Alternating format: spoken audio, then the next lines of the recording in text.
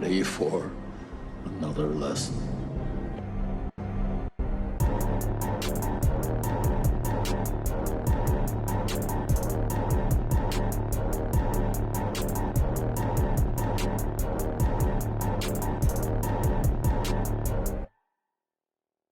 What's up, everybody, and welcome back to Back Row Banter, your favorite casual movie talk podcast. I am one of your hosts, Adam Schwartz, and of course, on today's episode, nothing in the news or trailer talk as we discussed in our previous episode, but we'll get to what we're watching, and our main review is going to be Guillermo del Toro's Pinocchio. But, of course, before we get to any of that, I'm joined today by new toy Nathaniel Gingrich. What up? I'm a new toy. No, you've got a new toy. Oh, gotcha. Yeah, if I had a new toy, yeah, that's exactly what I was thinking. Toy Story, what was that? Toy Story 3, new toys. Yes, I'm a brand new toy. I'm here to be played with and enjoyed. Well, you also have a new mixer. I do, That yes. was the new toy I was referencing. Gotcha. Okay, now I'm on board. I'm following now. Yeah. I'm Sorry, old. that reference was too deep of a cut, I guess. I'm 30 as of today, so I'm old now, and I don't get your youthful millennial references anymore. Well, happy birthday. Thank you. Yeah, Thank sorry. you. we're too far. Today marks the day we are actually officially too far away in generations. Yeah. To continue this. You Gen Zer, sorry. Yeah. But yes, this is. Thank you. We are on the Roadcaster 2 now. We do have a new toy. Let us know, listeners, if the audio is any different or what you think overall. We're always open to suggestions on that stuff. No, we're not really, but let us know what you think. Definitely. We'll have to kind of see how this new mixer turns out because we need a return of our second intro. It's true. Yeah, I'll have to do some current mixer. I have to do some research to see if I can get that. I'm sure I can get like a rip of it or something like that. Even from like one of our old episodes maybe or something. Yeah. If you wanted to, there's definitely a way I could get you that file. Yeah, we could figure we'll play with it. I'll be home in a week. We can figure it out.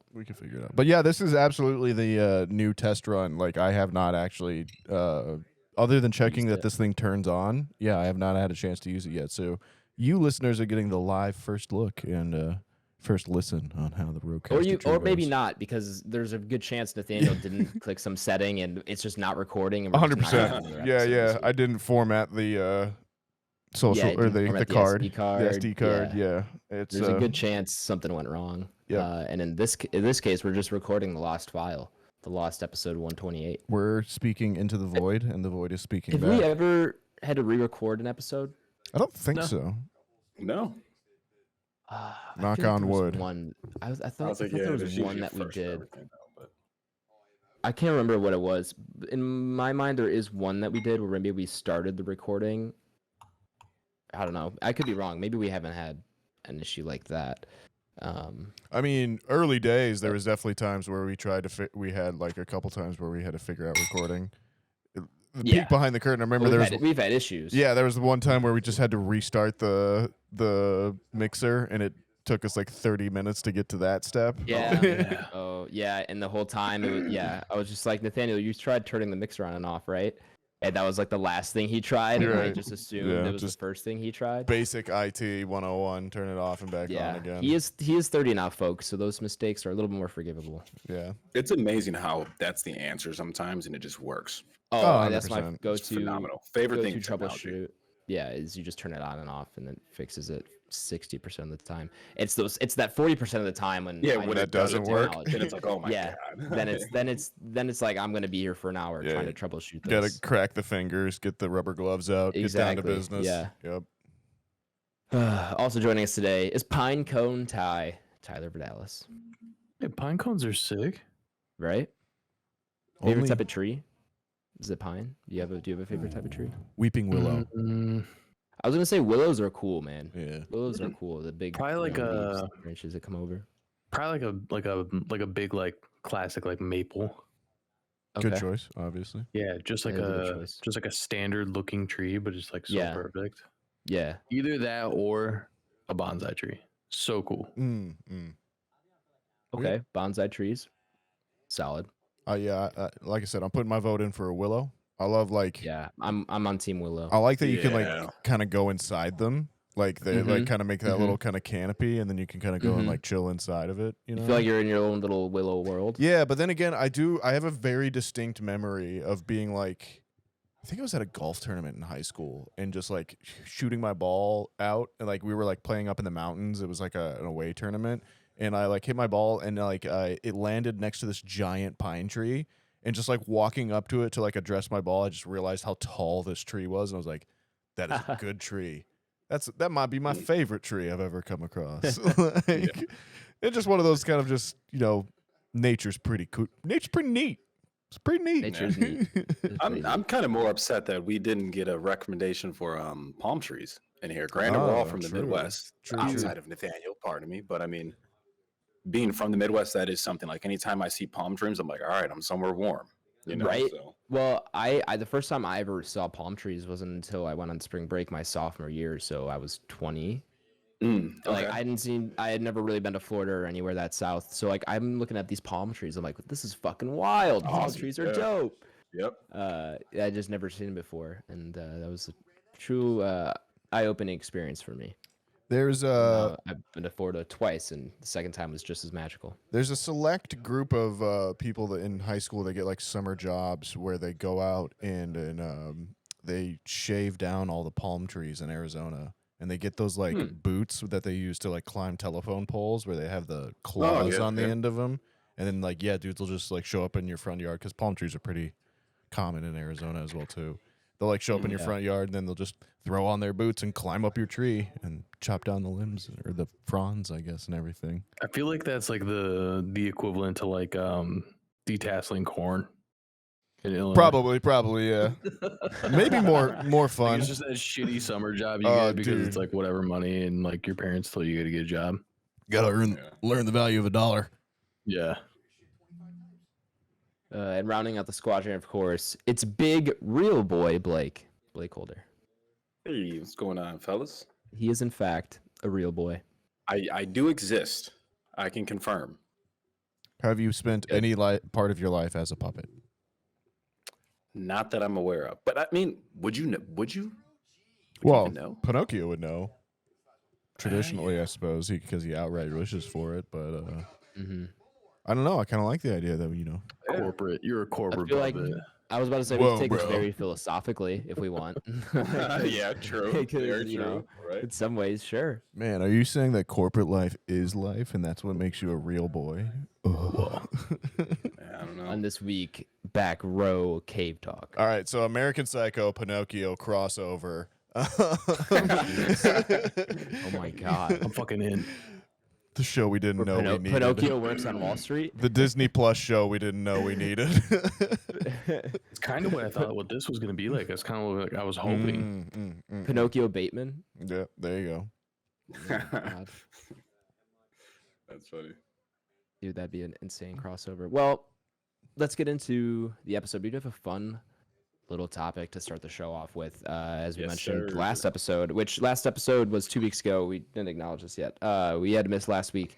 Some scheduling conflicts, busy week for Blake and traveling, and busy week for me with school and stuff. So last week just wasn't feasible to get a review out. Now, Ty, you said you saw Violent Night. I sure did.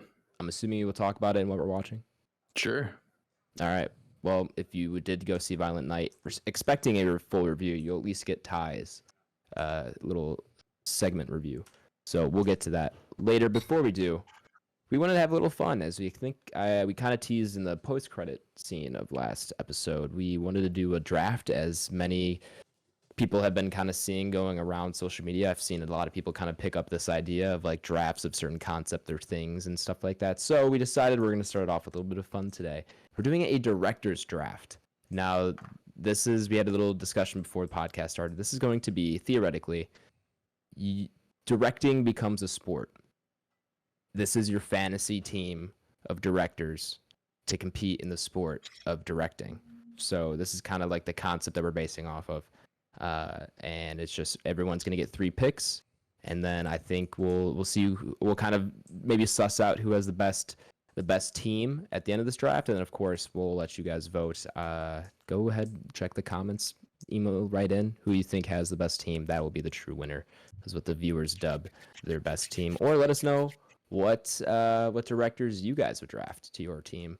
Of course, you can't pick any of the 12 we picked because they're claimed already. So if you're going to be in this league, that's not how that works. But let us know what your picks are as well. Let's get it started. Tyler, we decided we're doing draft in order of seniority. So since you're really old, you can go first. First ever number one pick in the Back Row Banter it's up draft. to you guys. I can go first, or we can let like birthday boy go first, because like it's like maybe give him first pick. No. I want you to go first, Ty. But I want you to feel old, you piece of shit. All right. Well, yeah. So I like I said earlier, I'm a little bit more of a fanboy pick for my first one, so I'm gonna stick with that strat. And I mean, he does just make really good movies, anyways. But I'm gonna go with Peter Jackson. I knew it. Whoa, I had a feeling. I had a feeling. That's not that surprising. No, and if awards per one movie ever comes into play for stats, like that is true. Yeah, you got a good point there. That's valid. He's a very decorated director, that's for sure. Can't go wrong. He's a veteran. He's been in the league for a little bit, but yeah, he's a Hall of Famer. He's got a solid rating. Yeah, sure. He's still in the league. He's still playing, but he's a Hall of Famer, first ballot for sure. For sure. Yeah. All right, Nathaniel. Am I on the clock? You are on the clock. We got to get the NBA draft noise on the soundboard. Yeah, I was trying to YouTube the draft keys. Yeah. Yeah, similar vein to Tyler. I'm gonna go. Peter Jackson came up directing indie movies. Created his own kind of franchise and really built outside Hollywood. So I'm gonna go. I'm gonna go with another pretty obvious pick, I think, but a loaded number one, and that's going to be Steven Spielberg. Yeah, that's how to go. That was yours. Yeah, this was also very high up on my list, so I figured it probably wouldn't get to me when I found out I was going fourth. So, yeah, what else can you say about Mr. Spielberg? I mean, the name speaks for itself. His name might as well be synonymous with directing. I think. For a lot of people, that's going to be kind of your number one crowd pleaser pick right there. I'll take him against Jackson any day, who I think is in a lot of ways, maybe an heir apparent or a different flavor in some ways. But yeah, give me the old dog. I'm going to take the classic. Bet. The old reliable. That's right. Steven Spielberg. Yeah. The Tom Brady. Sure. You could really draw that comparison. It's a nice through line. Yeah. Been around for longer than you thought. Yep. Still somehow producing decent bangers. Yeah. Two solid picks off the board. I would say that much. Those are very respectable picks. Now, Blake, as we talk in our league here, I view you as the dark horse pick here. You're the Billy Bean, really, the Moneyball creator here amongst our GM squadron. If we were, Yeah, he's looking at the game a little bit differently than most would. That's right. Yeah. Yeah. I'm certainly kind of coming in here with a younger man's draft, quote unquote, no pun intended, for 230 plus. No, that's right. Colleagues here. A lot of great teams built around youth. You got to build a squad. You got to start somewhere, right? Right. If you get them young, you get them on a cheap contract. Mm-hmm. Yep. Keep them there for a while. You have to start with the core young, and that way you can build on them, and they're still young when you get to a spot that they are all able to perform together. You could be OKC, who at one point had 3 of the MVPs, or at least close to it, right? I don't know basketball. No, they had 3. It's close. Yeah, you're right. All right, Blake, hit us with it. Yeah, so I had a pretty good idea of where Ty and Nathaniel were going to go. So I mean, I'm glad I still got the number one guy on my draft board here. I'm sure you could imagine who that is. So my number one pick, I'm going to go ahead and go with Denis Villeneuve. So I think you can go ahead and yeah, I expected him to be a first round pick amongst the 4 of us. And I'm absolutely solid, of course, like you said, a younger pick. But one who's really building up to be on the level of Peter Jackson, Spielberg, an up and comer for sure. Sure, you could dare say he's like in the Mahomes territory right now. Sure, he is. He's playing at a phenomenal rate right now. If he can keep it up, he'll definitely be in that A tier. along with He will be Spielberg for and sure. Peter Jackson Yeah, are. So you can see the greatness of the career at the start of it, and it's crazy to say that we're only at the start of his career because he's already given us so many bangers. The potential is there for sure. All right, well, these are all heavy hitters, and I'd be remiss to go with some of my favorable picks that I think would be fun, and instead I got to go with the locks that will get me to where my team needs to go. You got to win at the end of the day, right? At the end of the day, it is not, about you're winning. getting fired. No, for sure. Yeah, you will find your way out the door very quickly. And with these fine, distinguished directors off the board, there really is only one fourth overall pick to be had, and that's Quentin Tarantino.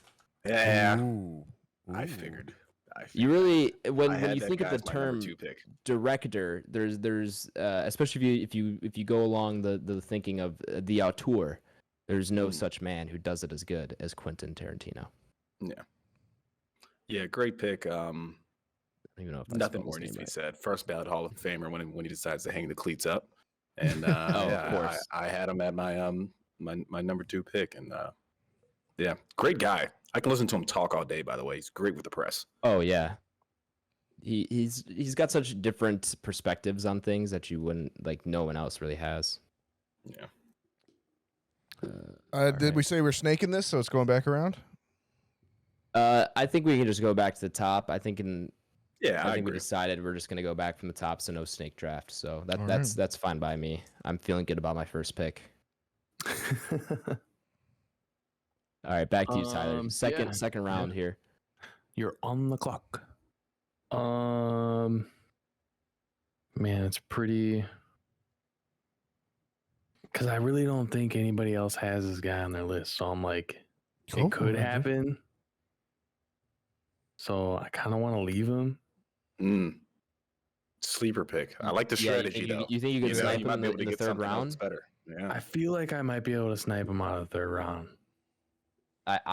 Okay. Probably. So I think for my second one, man, this is tough. Mm-hmm. This is why I didn't want to look at a lot of names. Yeah. When you start looking at them. Hey man, you got next year's draft to fill out your the rest of your team as well too. I think second, I'm gonna go with James Cameron. Fuck, man. Damn it. Yeah. He was high actually. on 9. Yeah, if someone had picked Tarantino before me, he was going to be my second number 1 pick. Yeah, so that is absolutely a great snipe out of the second round. He was definitely a dark horse for me as well too. Yeah, Man, that was tough. No, that's a formidable pick. I mean, with Peter Jackson, James Cameron, the scale of your team's films are going to be ginormous. Your budget has already reached $1.5 billion for the film that the two of them are going to make. So yeah, I mean, Amazon spent $1 billion on Lord of the Rings. I can spend at least $2 billion on a movie. I think you're risking hitting the payroll tax at some point with the two of these guys. I'll pay it. Okay, you're going the Yankees route. All right. Yeah, they'll cover. Yeah. All right, solid pick, James Cameron. All right, going back to Nathaniel. I'm not gonna lie to you. This does affect my board a little bit. I had Cameron as a background dark horse as well too. Yeah. Background in special effects, background in set design as well too. So I think, given that was where I was going, because I like to have my directors really be an all facets kind of character. I think I'm gonna go with a James Cameron, friend and colleague with a little Latin spice. Oh no! I'm pulling my boy Guillermo off the board. Oh, with number 2, Guillermo del Toro. I knew he was going on your or Tyler's list because I don't think me and Blake care enough for him, and it's also not the person I thought you were getting to. And I'm scared Blake's about to pick him, but That is a formidable pick. You're right. He does give you the spice to the lineup of any lineup, really. If you fit well, again, anywhere. I like him having a background, in set design. I like in the background in special effects. A real tradesman, someone with a practical experience that's gonna talk to everyone well, really communicate his thoughts across the board, get a coherent picture going, similar to a Cameron, and a little more flair. He's a beast. I think the combination that I like here is if you take Guillermo and say Guillermo and Spielberg are working together on this film, you have the directing and the expertise of and the vision of Spielberg, who knows how to get everything he wants out of the characters, out of the actors, and everything in the scene. But then you take that world building and scene building and set design and these characters that Guillermo del Toro can make. I think that makes for a very deadly combination together that honestly I think beats out so far. I think that could potentially beat out Tyler's lineup in the first two picks. I don't know. See how these Tyler might just. last round I don't know. The out. James Cameron pick is in the. It is. I mean, we're talking. It's a powerhouse, bro. A Cameron Jackson double bill. Like I might just get overwhelmed with money here. Yeah, I think the fact that you're losing out to 3D and IMAX tickets and Dolby Atmos tickets, I think that could sway a lot of people. Yeah, but All I feel right, like those are the names that are going to bring in, like, people are just going to be like, I'm just going to be on A-list now because of this movie. Sure. So, yeah. All right, Blake, your round 2 pick. Yeah, I'm praying it's not who I think it's going to be. It may be. My original second round pick was actually taken number 1 by Adam's team, so I feel like we may have a little bit of a similar draft board at the top end. We might. We might. My third round's about to get saucy. Don't worry. Yeah. The second round, there's only one person to go with. Yeah, I got a few guys that I think I should still be on the board by the time I get to pick in the next round. So I kind of want to hold on. Yeah, exactly. And go with another heavy hitter. So I think I'm going to stick with kind of the same path. All 3 of my picks, I plan on going the youth route, getting the young team, building the nucleus together. This is another person who I would say is pretty much a lock for the Hall of Fame with what he's been able to provide so far. And you're killing me. And I'm going to have to say Christopher Nolan. Fuck you. Oh, man. Dude.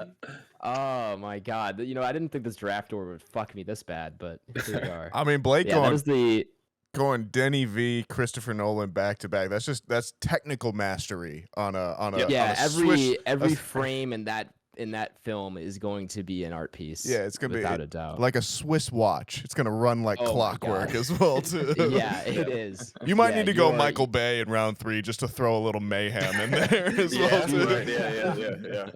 Yeah. I may know a guy for my third pick, so there you go. We'll see. But yeah, I wanted to kind of clean up the first 2, keep everything nice and tight. So yeah, we should be I feel like I'm sitting pretty good right now. I'm confident in my 2 picks. No, those are 2 heavy hitters that I was hoping to get on my team, either one or both. The fact that you have them makes me very jealous, and that's the top 5 picks off of my board here already. Like all 5 are just 1 through 5 are gone. As Nathaniel said, it's you can blame yourself for being born last. Yes, I can. Papa Schwartz, this is on you. Blame Papa Schwartz. True. No. I think there's only one. There's 2 people I'm going between. I'm not going to say who they are because the other one I don't want to get picked. But there's 2 people I'm going between, which I think are the obvious next steps. Potentially a third, but I think for my team and where I'm looking to go, I think one of them doesn't make sense to play with Tarantino. I just don't like the 2 of them together necessarily. But in the other one, I think just makes a crazy fun combination that I can only go good places. So I'm gonna go with Stanley Kubrick. Okay, good pick. Yeah, good pick. I just his eye for the psychological. You're going Tarantino and Kubrick and just hoping they work together. I think that plays so well. I'm hoping. I think we get a balance off. You're hoping for a balance off each other there. A mutual friction that creates some fire there. No, 1,000%. I think they're gonna. I think they're so. I think what's gonna happen is you kind of have 2 all-stars there that each want the ball, and I think with a little bit of coaching from maybe either a third pick or a good manager, whoever it is, can really set their differences apart. And when they fuse their talents and their expertise together, I think you look at a team that will play very dangerous. Exactly. They will play like no one else has seen ever before. And I think that new style that they bring would just annihilate almost anybody. Now, it's looking at these lineups so far. This is insane. But I think the other person I was going to go with, I don't know if I like him more or less than Kubrick, but I think Kubrick is the fun pick here. So I'm going with him. And we'll see. Maybe I can snipe my other pick in the third round, which would make for even a more interesting combination. All right. Now, before we get into round 3 here, we're not running too bad on time. I propose, do we want to add a 4th round to this? Because I definitely have enough directors on my list that would be fun to add in here. Or do we want to stick to 3?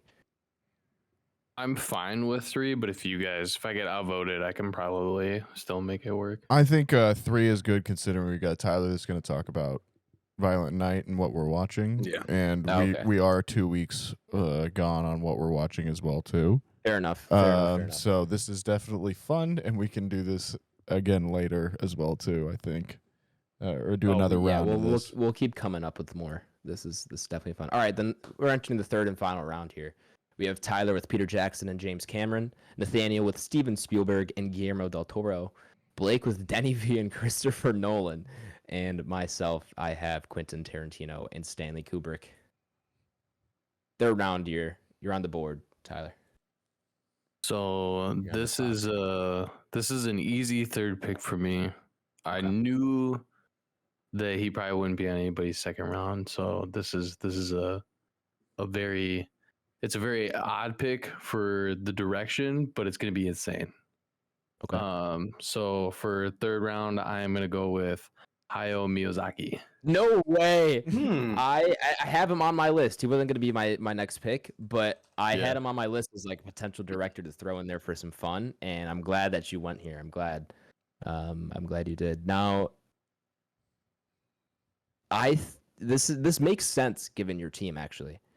The more I think about it, if you can somehow get Miyazaki to play in with the CGI of Peter Jackson and James Cameron. Yeah, they you may be create some kind of live action mocap Spirited Away fever dream. Be incredible. I want to see that Pandora. I do. I want to live when you have this combination, they're gonna make something that you've never seen before. It doesn't even matter. Without a doubt. Doesn't even matter if it's good.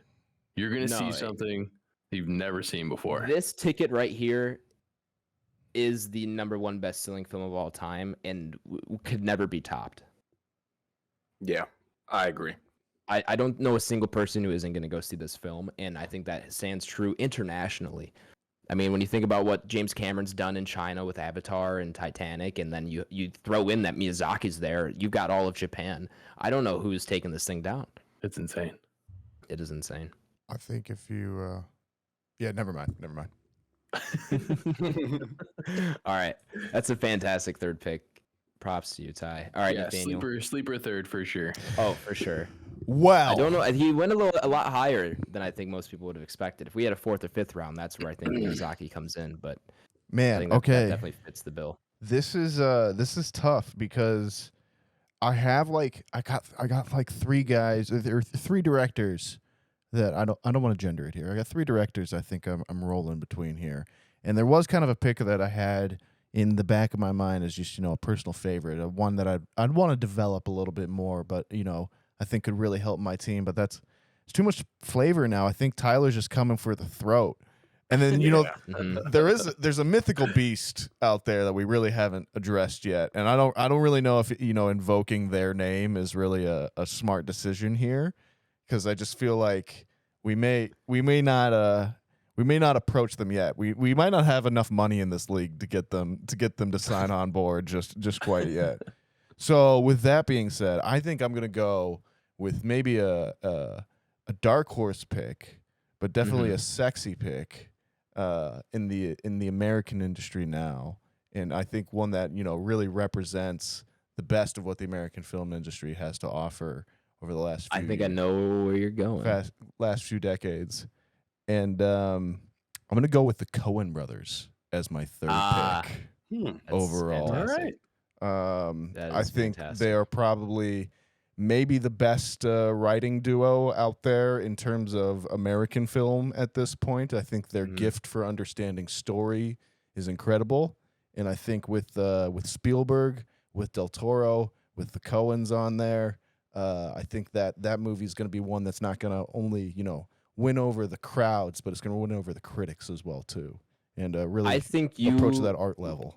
It remains to be seen, given that me and Blake have our third round picks. But looking between you and Tyler's team and what we have going so far, me and Blake's, you have the most well-rounded team by far. You have the director in Steven Spielberg, you have the set design, character, and story in Guillermo del Toro, and you have the writing combination of the Coen brothers. Those three are the top of the line at what they do, and I think when you put them together, you have a very well-rounded, solid team that really can't miss.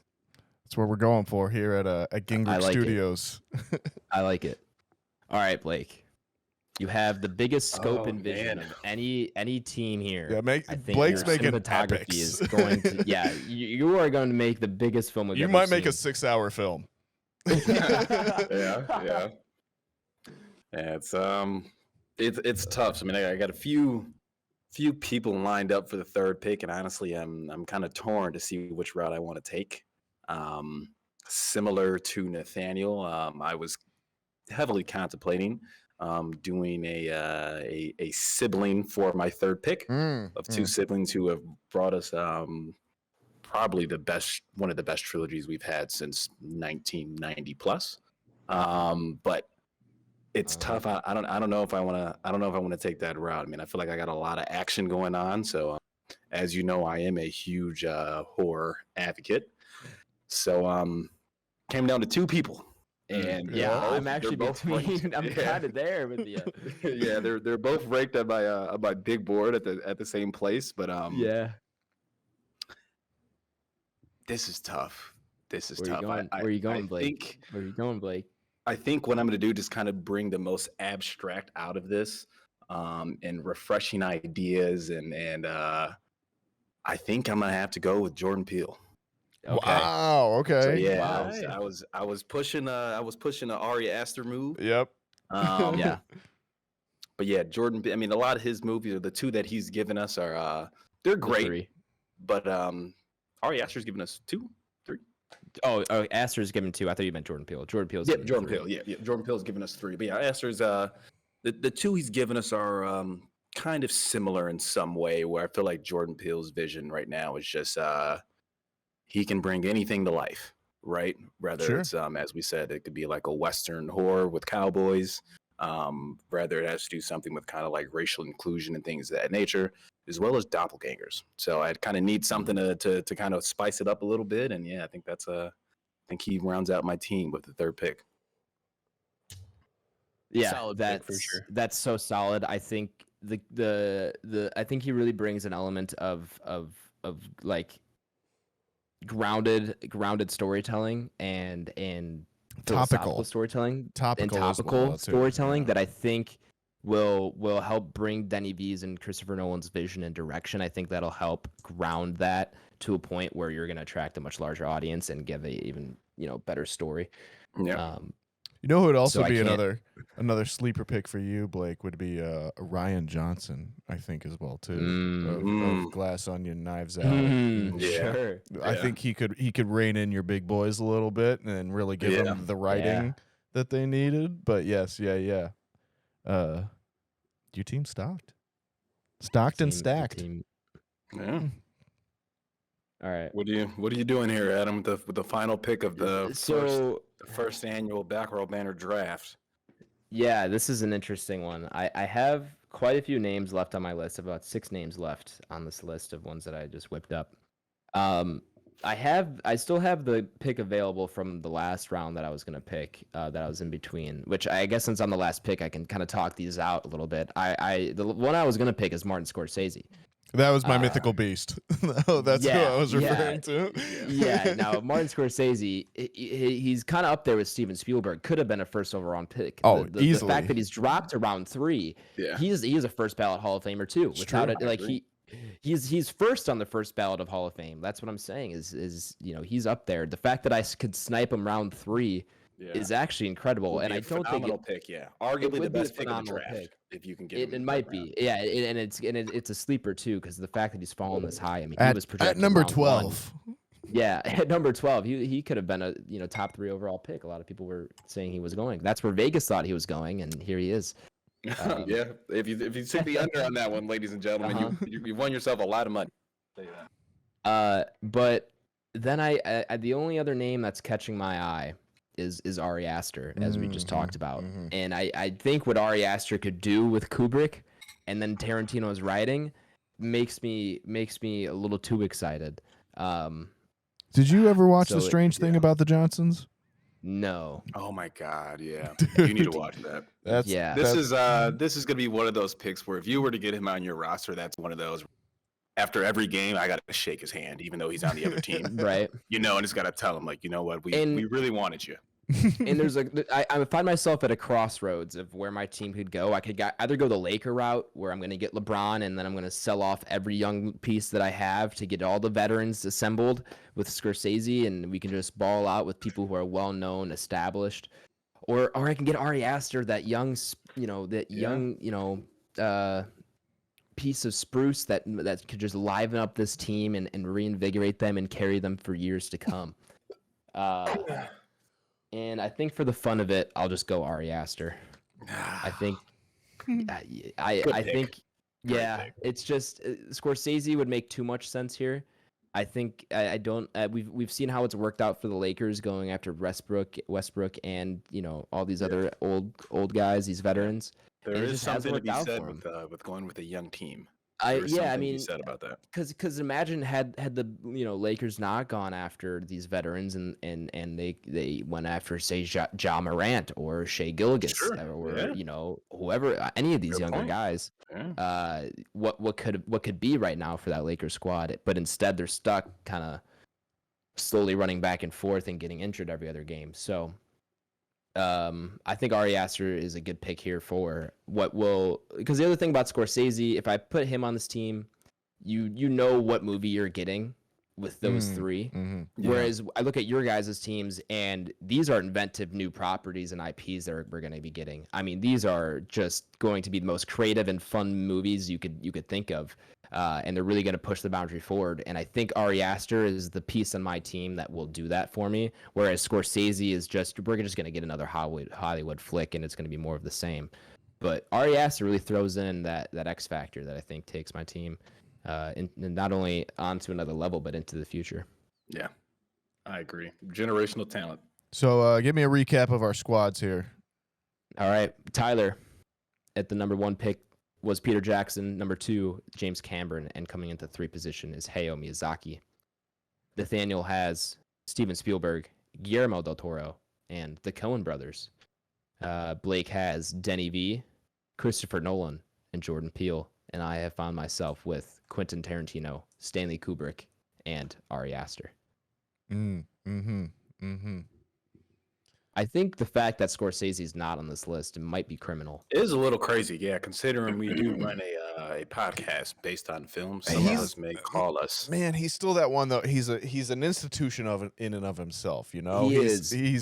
He's the guy that could carry a team by himself. You could put him on there with a couple. He's a franchise player. Yeah, you could put him on there with a couple European directors that they just bring in because they can shoot good visuals, and he's gonna bring out something that's gonna give our teams a run for their money as well too. Yeah.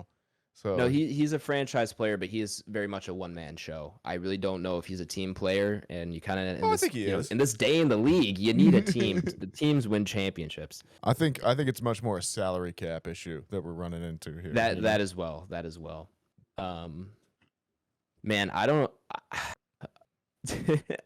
I think my team might be the worst, and that's saying something. Like I don't think I don't know though, man. Like I said, and maybe it's something kind of with age, where I feel like I'm like just kind of on that cusp of like being a part of like your generation. And, like, it's your very, interests. It is very interesting. You guys had such a similar list. Yeah, and Tyler and I definitely. Even though in age I'm closer to Nathaniel's age and Tyler's age probably than I am to you.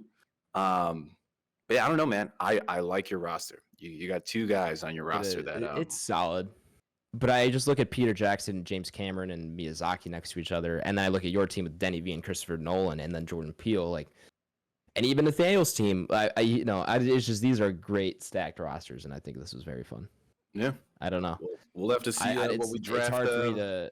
Maybe next one we do is we draft the actors that are in the movie that on our teams that we're we can build with. we kind of build our build our movie. Are we drafting our movie? Maybe we do 2 leads and a supporting actor or something like that for our next one. Yeah. I like that. Okay. We'll certainly have to keep in mind of kind of the directors you have for the film you kind of want to portray.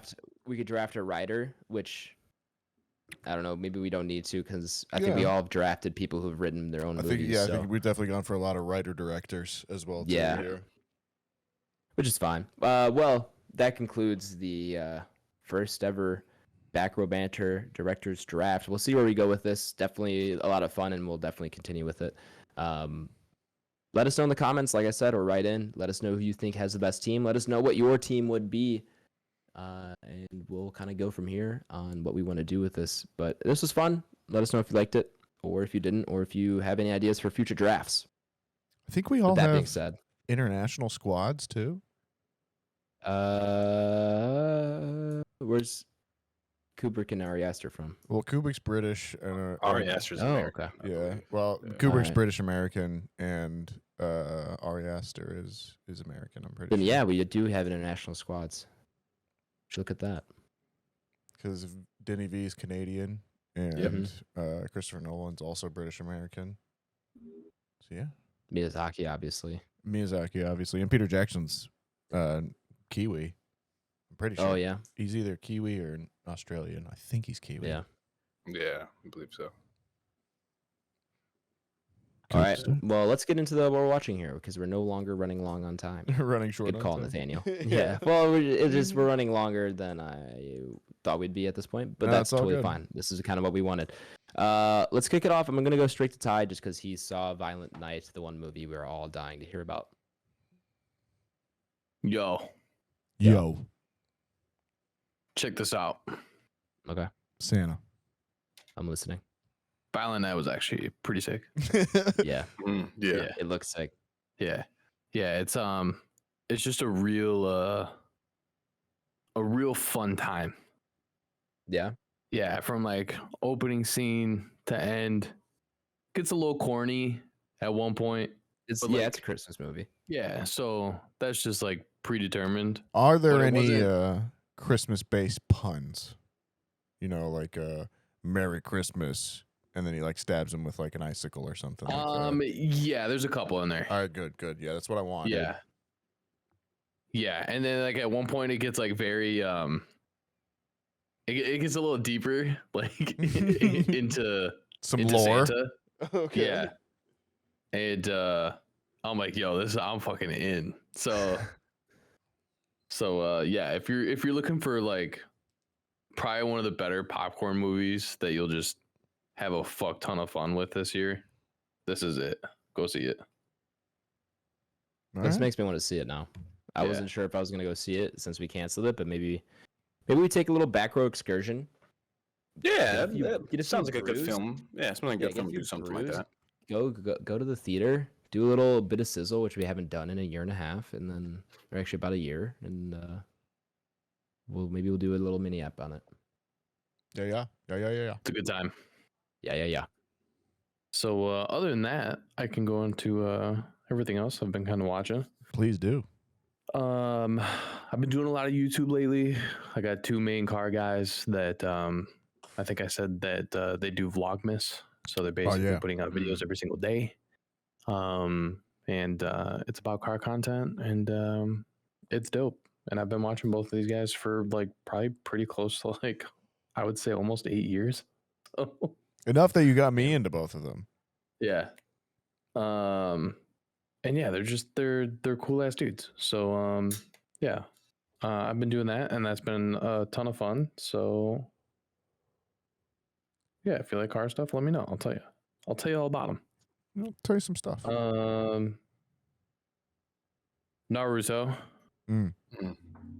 I am within I think like 15 episodes of being done with Naruto. Yeah, so walk me through this again. There's Naruto, and then there's Naruto Shippuden. But if you read the Boruto. manga as I did, I don't think it's actually split like that. It's just is it the time jump is where the split happens? Pretty much. Okay. Yeah. Okay. Then I know where you are. Yeah. So it's been a lot of fun, and I'm having a good time with it for sure. Good. Yeah. And then I will immediately go into Shippuden. You're just on the board, on the train now. Yeah, I don't know. I'm whatever like told me to just go watch this. I'm glad it did, because I've been like running around my apartment with like my arms behind my back. That just reminds me of like high school first period bell going off and like the guy just running down the hallway. Yep. Yes. Yeah. Where you're like, you first see that person, you're like, dude, what a fucking weirdo. But then like now you're like, dude, good for him. He was on to something. He was ahead of his time. Absolutely. Absolutely. There's definitely an essay out there on like the rise of anime culture in America. For sure. 100%. And like its correlation with like people getting off school and going home, and just that's what was on Cartoon Network, and was like cheap programming for them, and like how an entire generation has just been raised on that now. And I love every second of it. It happens so quick. Definitely. Like even when I was younger, I really remember like no one was bro. like watching anime like that. No, It there was was just kind of like you weirdos. watch Yu-Gi-Oh or Pokemon on Cartoon Network or wherever you could And find that it. wasn't anime. And that was it. Yeah, Like, barely. In my generation, that wasn't anime. That was just those were shows. We didn't even realize. Yeah, I guess. Yeah. I mean, technically, you're right. We didn't think of them as anime. They were considered anime. We just didn't like realize that was like anime. Yeah, 100%. Exactly. It was Those just felt another like show. more like cartoons. Yeah, Yeah, because it was so Americanized to us. We just thought it was like Saturday morning cartoons. 100%. So, but yeah, it's like a whole culture now, bro. I love it. Yeah, me too. So, yeah, and then I had told you guys that I was going to start Will and Grace at some point. Oh yeah. And I was like standing in the kitchen, and in my head I was like, I just need to start this thing. We just gotta do it. Pull the plug. And we rip the Band-Aid. we had just gotten done with Wednesday. Which is phenomenal. And it looks good. Yeah, I was like, babe, we just gotta watch this thing. And she's like, why do you say it? Like, we like have to do it. If you don't want to do it, you don't have to do it. And I was like, no, I didn't mean it like that. So, no, just want to get it over with. I definitely didn't. No. So it's kind of like on the Friends train, where I was just like, no way am I ever watching Friends, and like now I love Friends. Sure. I don't think I will ever love this show, because now that I've seen Friends, it just seems like they were trying to do like the same thing. Gotcha. Yeah. But not as funny. Sure. But yeah, I did do. There's definitely some times where I'm like sitting there just like laughing my ass off. Yeah, I mean, there's a lot of Friends clones that I think came out after that. You know, your Will and Graces, even on to like your How I Met Your Mothers and everything. Mm-hmm. Yeah. So yeah, there's some good writing in there. So not bashing it. I just know I'm not gonna love it as much as I love Friends. Fair. I fell hard for Friends. So, but yeah, Will and Grace is not bad so far. It could all be a moot point at the end of the day. A mute point, right? Yeah, moot point. Every time that happens, that reminds me of God, what's the fucking show? He's like woodwork. Oh, it's New Girl. Oh yeah. He's like, now I got all this money. He's like, my whole family's coming out of the Woodward. He's like, what is Woodward? And he's like, they're coming out of the Woodward. I want my money. And he's like, woodwork. He's like, no, it's Woodward. Yep. Sorry. No. That's where my head goes. You're good. And then I got around to like a banger film. Oh yeah. I don't know if it's like everybody's banger, but like when I saw it, I was like, yo, this just got me fucked up. And that's Avatar. Oh yeah. Oh baby. So we got the second one coming up We're in like back. a week here. Avatar is back in the world, man. I'm excited. Yeah, I am actually too. in like 3 days. So yeah, I'm hyped. It was actually Leah's idea. She's like, I want to watch the first one before we watch the second one. I was like, all right, cool. I'm totally down. And Probably a good call. yeah, and it's like every time I'm glad I take like longer periods of time of watching this movie. Yeah, because I think the last time we watched it was when you and I lived together, right? Yeah. Yeah. And I just continue to love it.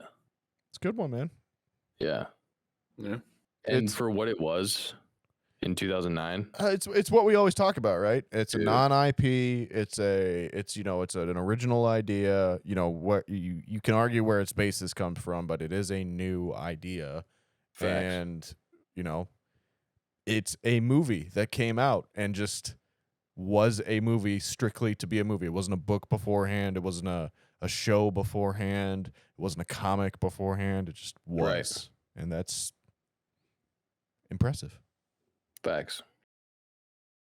So yeah, we had a good time with that, and it got me really hyped for the second one.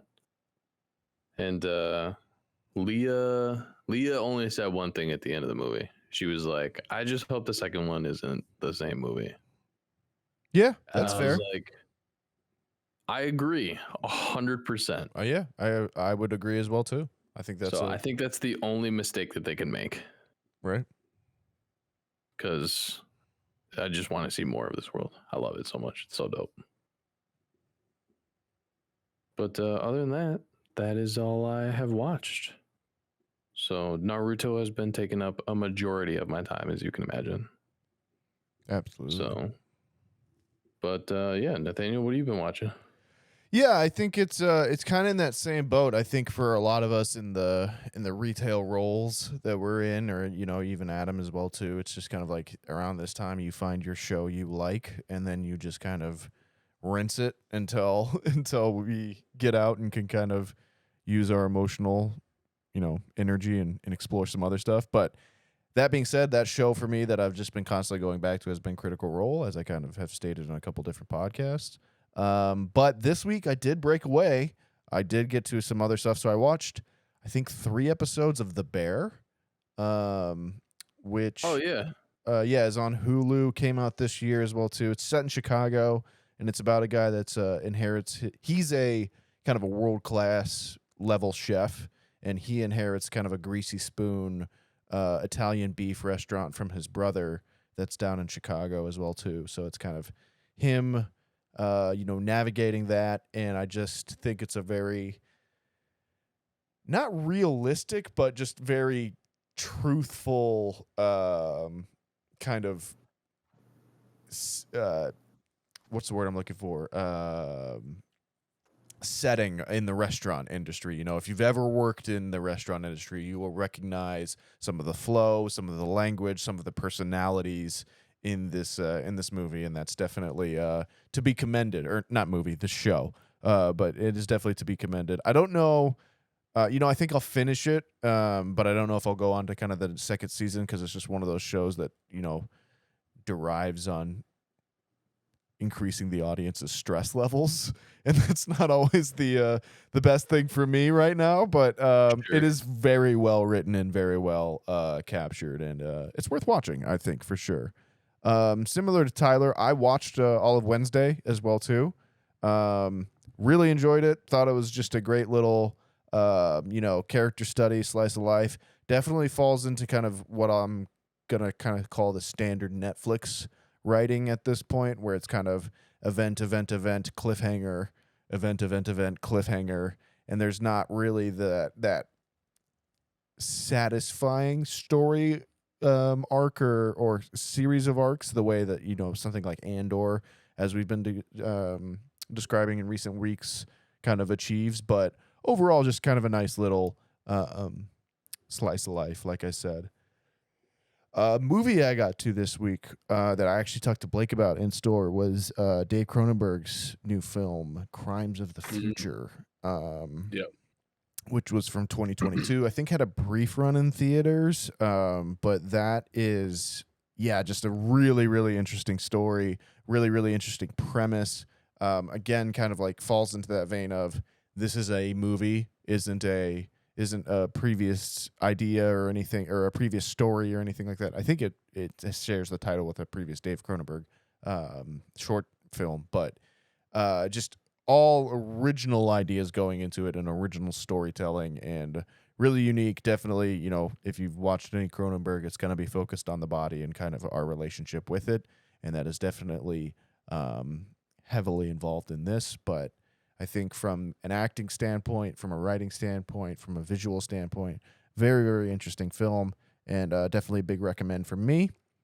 I watched a little bit of the show QI, which is probably my favorite British panel show, which is just kind of random and full of funny and interesting factoids and that kind of thing. And I've been watching a lot of Defunctland on YouTube as well too. Any of you guys heard of that before, Defunctland? I have not.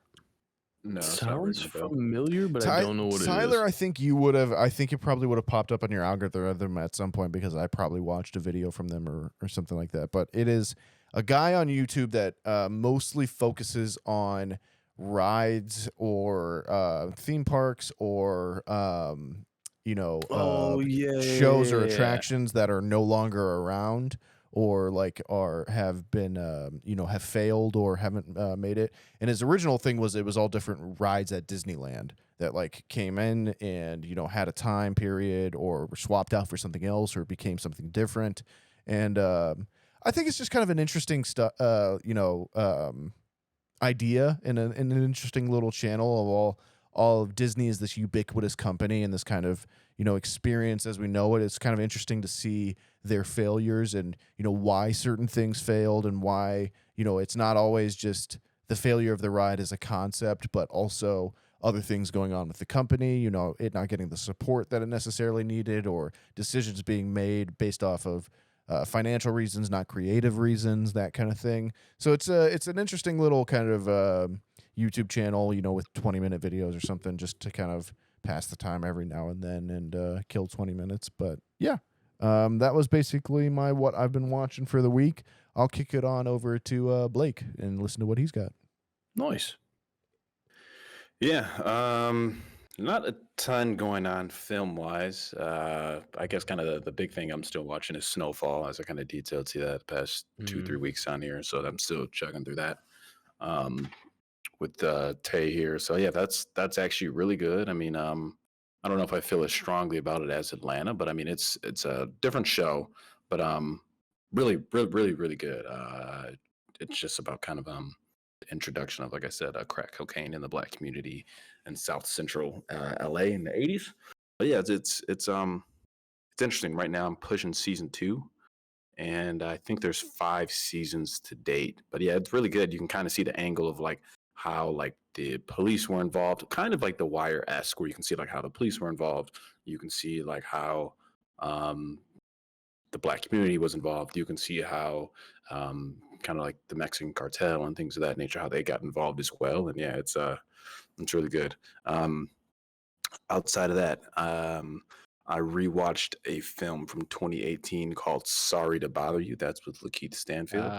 I haven't seen that, but I've like almost put it on multiple times. Yeah, it was actually when I was looking to put this on Pinocchio, and I realized Netflix had this film too. I was like, oh shit, I'll go ahead and watch this.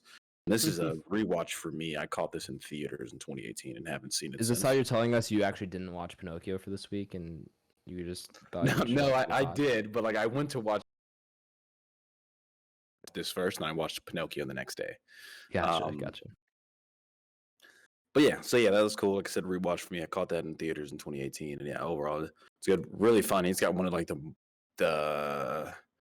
It's a strange movie, man. I remember I went in 2018 like blind, thinking it was like a true comedy, and it's not that at all. Yeah.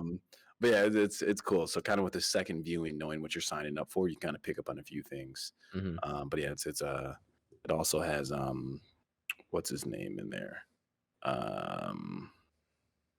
Danny Glover. Danny Glover's in there as well. So something that's just like funny enough. He just like works at his job as well. They just have a really neat interaction. But yeah, it's another film I got to was actually going to be a film that came out. I think it was earlier this year, and I actually watched it on a plane to LA. And movie is actually Ambulance or okay. Ambulance. Sure. However you want to pronounce it, but that's how it's titled. Some Bayhem for the list. Yeah, and it's definitely just a very fucking Michael Bay film, but like it's cool, man. It's cool. Jake Gyllenhaal is awesome as always. You can tell he's given he's given the script his all, as well as Yahya Abdul Mateen is pretty good too. But yeah, I mean it's not the greatest movie. It's definitely not the best kind of like bank heist movie you can watch. I mean, if you wanted to do something like that, you can watch The Town. You can watch whatever you want to do. But it's cool. Like I said, Michael Bay movie just in terms of like quick cuts in every fucking action thing. There's always like some type of overhead shots. The explosions look like every single Michael Bay explosion. The jokes hit like every single Michael Bay film he's got to date. Is there a very shiny woman in it? Not quite, because it's pretty limited, right? Most of it takes place in an ambulance with Jake Gyllenhaal, Yahya, and this lady who's an EMT. She's played by Isa Gonzalez. Oh, yeah, but she's very pretty. To your point, though, so it's just a Michael Bay. Yep. Right? That would be my shiny woman for the film. yeah. So yeah, I guess not quite. Who's it in the first Transformers or the first two? Is it Megan Fox? Yeah. Right, and then they got like the other lady who's Rosie, she was like an Australian. She was I think she's a Victoria's Secret model or something like that. Yeah. So yeah, I guess not quite there, but yeah, nonetheless, Isa Gonzalez, she's a very attractive woman as well. But yeah, Michael Bay film through and through. Not something you have to watch. It's pretty cool. Outside of that, just a ton of God of War, man. God of War is fucking awesome. I think that's kind of got me hooked back. How many hours do you have in that now? Nice. I'm probably about 50% through in terms of actual play hours. I don't know. I couldn't put a pinpoint on it. Maybe 15 to 20. But those are just big games, as you can imagine. But yeah, that's awesome, man. I just completed a mission where Atreus, his son, is kind of his first time where you're playing as him by himself, so you're not really playing as Kratos. That was actually a pretty cool kind of mission too, to deep dive in that. But yeah, the character development and all this, it's played like a movie. It's like shot in one angle, like over Kratos' shoulder or Atreus' shoulder, whoever you're playing as. So all the cutscenes just like fade right into that, and like it looks like a movie. But great game. One of the I would probably say the best game I played probably since the last God of War. But one thing I did want to get to, and I'm kind of mad that I didn't stick to the script, is I planned on beating that in about a month. That came out early November, and I wanted to have it complete by like December 3rd or whatever, when the Castillo Protocol came out. That came out last week tonight, and I didn't buy that yet, but I plan on getting to that. Bro, it looks wild. Yeah, that game looks awesome, and I love the Dead Space games. I played all three of those. Those are the vibes that it gave me. Yeah, so that's the next one on the dock. And I was talking to Marty at the store, and he said he's been playing on Xbox, and he's saying it's legit. Caught a few gameplay clips too on YouTube, and it seems to be as advertised. Dang, I didn't know it was on Xbox too. For some odd reason, I thought it was a PlayStation exclusive. No, it's cross-platform, so that's awesome, man. If you'd like the Dead Spaces, like you said, it might be worth a shot, man. Yeah, bro, those games freak me the fuck out. But it's so much fun. Yeah, those are those games where even like the original Dead Space, when I played Outlast, any of those, maybe it's just I'm just like a whole psychopath. But like those are games I'm playing with like headphones on, only at nighttime in the dark. Yeah, bro. But yeah, put a candle on, set the ambiance. Yeah, if you're gonna do it, you got to go all in. Yeah, so, but yeah, that's all I got, and we'll go and popcorn Adam. Yeah, I got to quite a bit because, as we mentioned, there's been 2 weeks since we last watched things and told everyone about it. So first thing I'll get to, best thing I watched the past 2 weeks. I also went back and watched Avatar in preparation for Way of Water. So I loved it. This is I haven't seen it in probably a decade. Last time was probably like 2011. So it was almost like a brand new watch for me. And it was awesome. Really enjoyed it. It was like, man, it's just a good movie. Like CGI 3D in aside, it's not like the best, but it is just so good, like solid. I love what they do with Pandora. The world building is incredible, and it just made me that much more excited to go see this new one. So much fun. it was just fun. It was just cool, and I really do think this next one is going to be another huge leap forward as far as like effects and stuff go. I could really see this being like another leap in that sense. And I'm just excited to go back to that world. Like it's so cool, and I'm very excited to see Way of Water this weekend. Watched a shit ton of documentaries because I've had to finish up my documentary class, which means I've written like 3 papers or will have written 3 papers in like 2.5 weeks for this class and watched a shit ton of things. So I watched the rest of my professor's movies, Bisbee 17 and Procession. Procession's the one he has on Netflix, so that's available for you to watch if you want to go see that. He's featured in it here and there. You can see my professor, Robert Greene. But those movies are pretty good. I liked them. I don't know which of his I like the most because they're all kind of different in their own way, but they have some through lines. But all of those are good. Watched a documentary called The Oath and one called Strong Island. Strong Island's also on Netflix. That one was pretty good. And then watched more Frederick Wiseman films. I've brought him up before on the podcast. He's kind of like our titular documentarian that we're gonna have to write about for a final essay, and his films are very much observational, just kind of recording things and events as they happen with like no narration, no interviews or anything. It's kind of just him recording what's going on in front, and as the kind of the themes of the class have been, there's no way to really genuinely record what is in front of you when a camera's there because the camera affects what's in front of you, but he does it closer and better than anyone else really as far as kind of just capturing things naturally. He kind of comes the closest.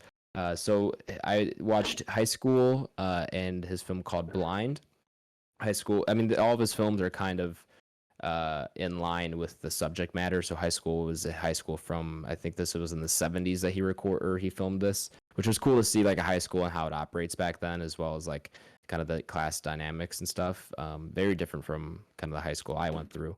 And then Blind is actually very, very interesting. It's also a school from like the early 80s, mid 80s, I think is when it was made. But it's a school for the blind in Alabama. So it's kind of recording these kids go through their daily life and learning how to kind of deal with being blind, but also like teachers and how they have to then kind of like, it's not just regular schoolwork, it's also teaching them how to live their lives without sight kind of. And it's very, very interesting.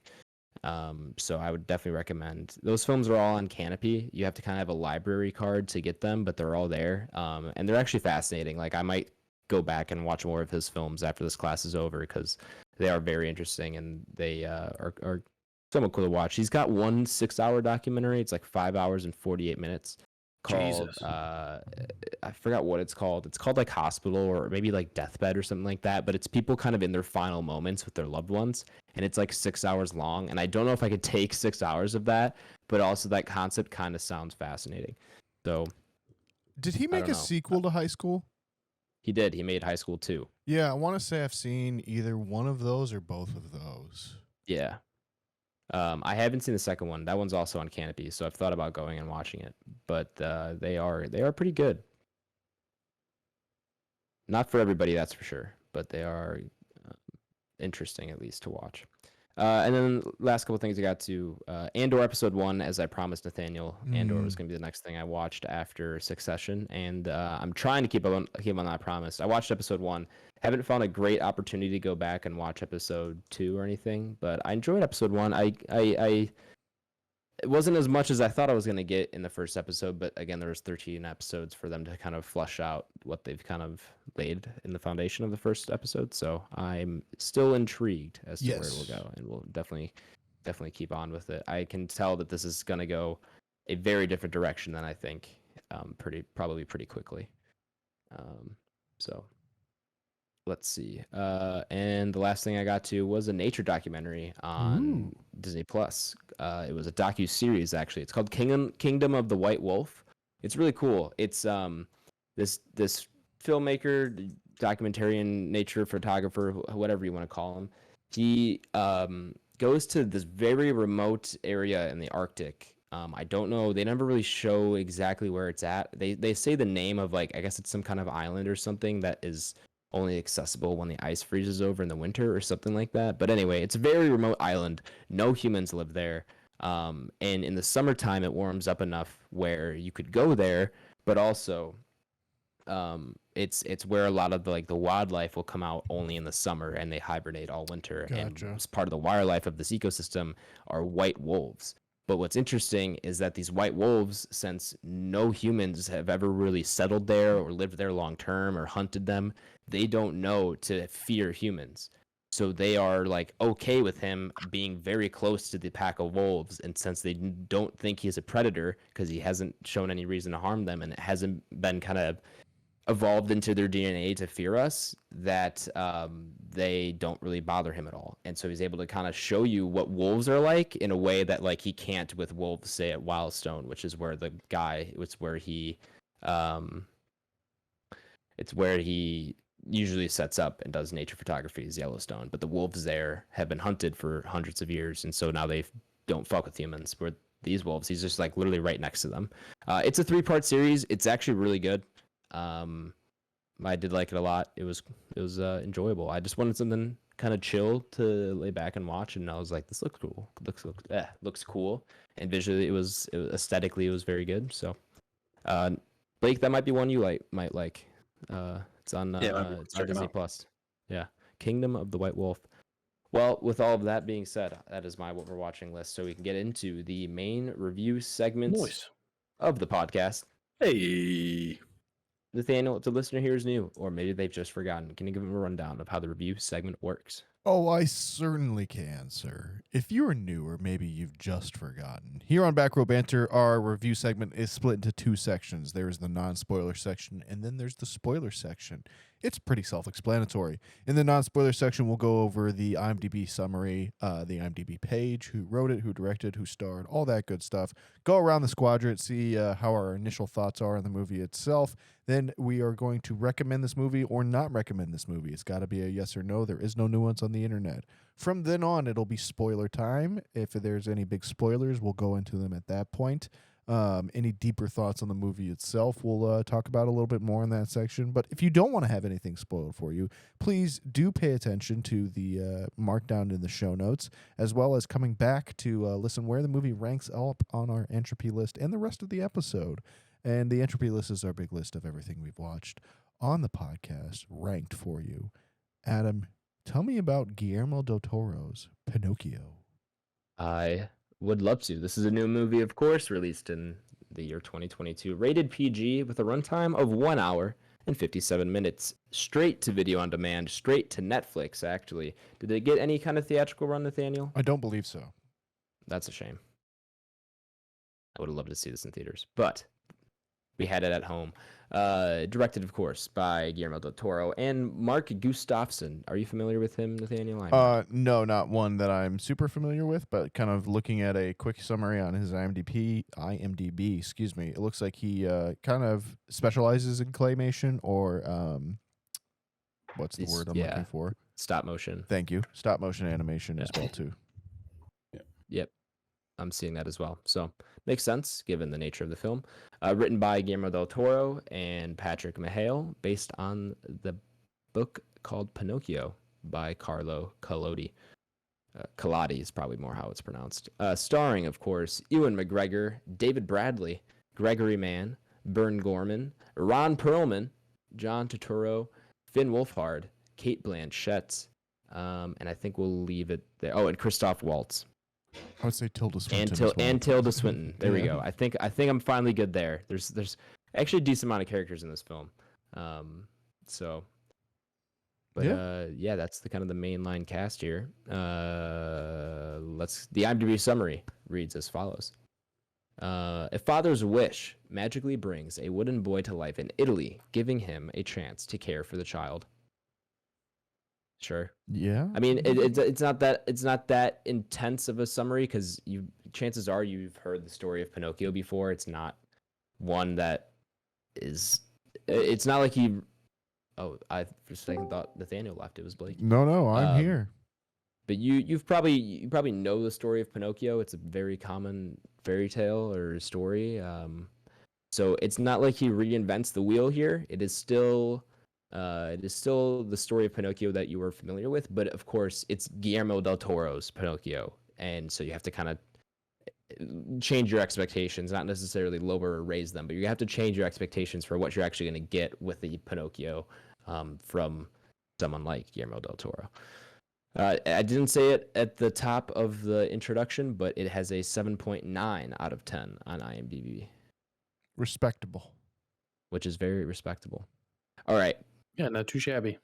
So, with the IMDb summary out of the way, there's one person who I need to talk to. I know I'm watching this movie. I know Nathaniel's probably watching this and he's thinking about how he's going to go back to grad school and write a 30-page dissertation for every frame in this film. I'm watching this and I know Tyler's probably having a great time. He's probably already ordered like 6 figurines from this film, all replicas, and he's trying to convince Leah that it's all going to be a wedding expense and they'll have them as figurines at their wedding or centerpieces at the tables. But then I'm watching this movie and I go, what the hell is BlakeHolder thinking? And does he like this movie? Because there are parts where I'm like, Blake is actually probably turning this off and he might not finish this and he might quit the podcast. And then there's other times I'm watching this and I'm like, oh, Blake is actually really going to like this. And it could actually be a film like this that's right up his alley. So Blake, where are you landing here with Guillermo del Toro's Pinocchio? Oh no. We don't have you. Oh no. Uh-oh. You got me now? Yes. Oh, there we go. Okay, yeah. Sorry, I was trying to fix that. My Discord always wants to update. Great question, Adam. I mean, overall, yeah, not necessarily the film meant for me, quote unquote. But yeah, overall, I liked it. I mean, I think just children's stories that do have like darker themes usually end up being the better children's stories, and I mean, they're just also palatable to adults. So I mean, I liked it. I was already kind of bought in when it was stop motion, which I guess I didn't really pay attention that much to the trailer or anything. Like I didn't really know what I was signing up for, to be completely honest with you guys. Then I saw it was like stop motion or claymation, whatever term you want to use. I was like, okay, I'm kind of back on board for this. I haven't watched a film like that since I couldn't even tell you the last one. Probably the last time I watched like Coraline or something like that, if I could guess. Yeah, it's I don't have any complaints. So I think I enjoyed it more than you would have assumed, Adam. Okay, good. I'm very glad to hear that because there were parts where I was a little concerned. They started singing. Yeah, that was interesting, wasn't it? Oh, this is where my Discord might go down. Yep, this is happening. We're going to pause here for station identification, folks. Let me play you a new little thing I got for you guys. This is Smooth Jazz on 99.9 KY. The Coyote. Are you using the voice changer? Yes, I am. But now I'm back, and we are done with station identification. Adam, what were you saying right before we went to break there? I believe it was actually Blake who was saying, I don't know what you heard last. I asked him what he thought about the musical parts, and he was saying how he was kind of expecting it. You had just brought up the musical. Correct. Yeah. So to kind of answer that, I mean, I figured that much would be involved just because it's a children's story. So like, I already knew that was going to be kind of part of the film. That's obviously not my preferred genre or kind of the things that have that stuff and types of film, but it's a kids movie, so I mean, I was on board with it. We even got the joke, right, where Sebastian Cricket, I should say, starts to sing his song and then gets smashed by the door real quick. Yeah, they have that. I mean, they have like that fart song. Yeah, the Mussolini. Yeah. It was like that was pretty cool, and I mean, overall, it was cool. And like anything that has to do with like children's movies and like animals, I liked it. Where I forgot like that seagull like landed on like one of those like those water mines. And like it kind of thing blew up, and like that was just a really funny laugh I let out. But yeah, overall it's cool, man. I don't have any complaints.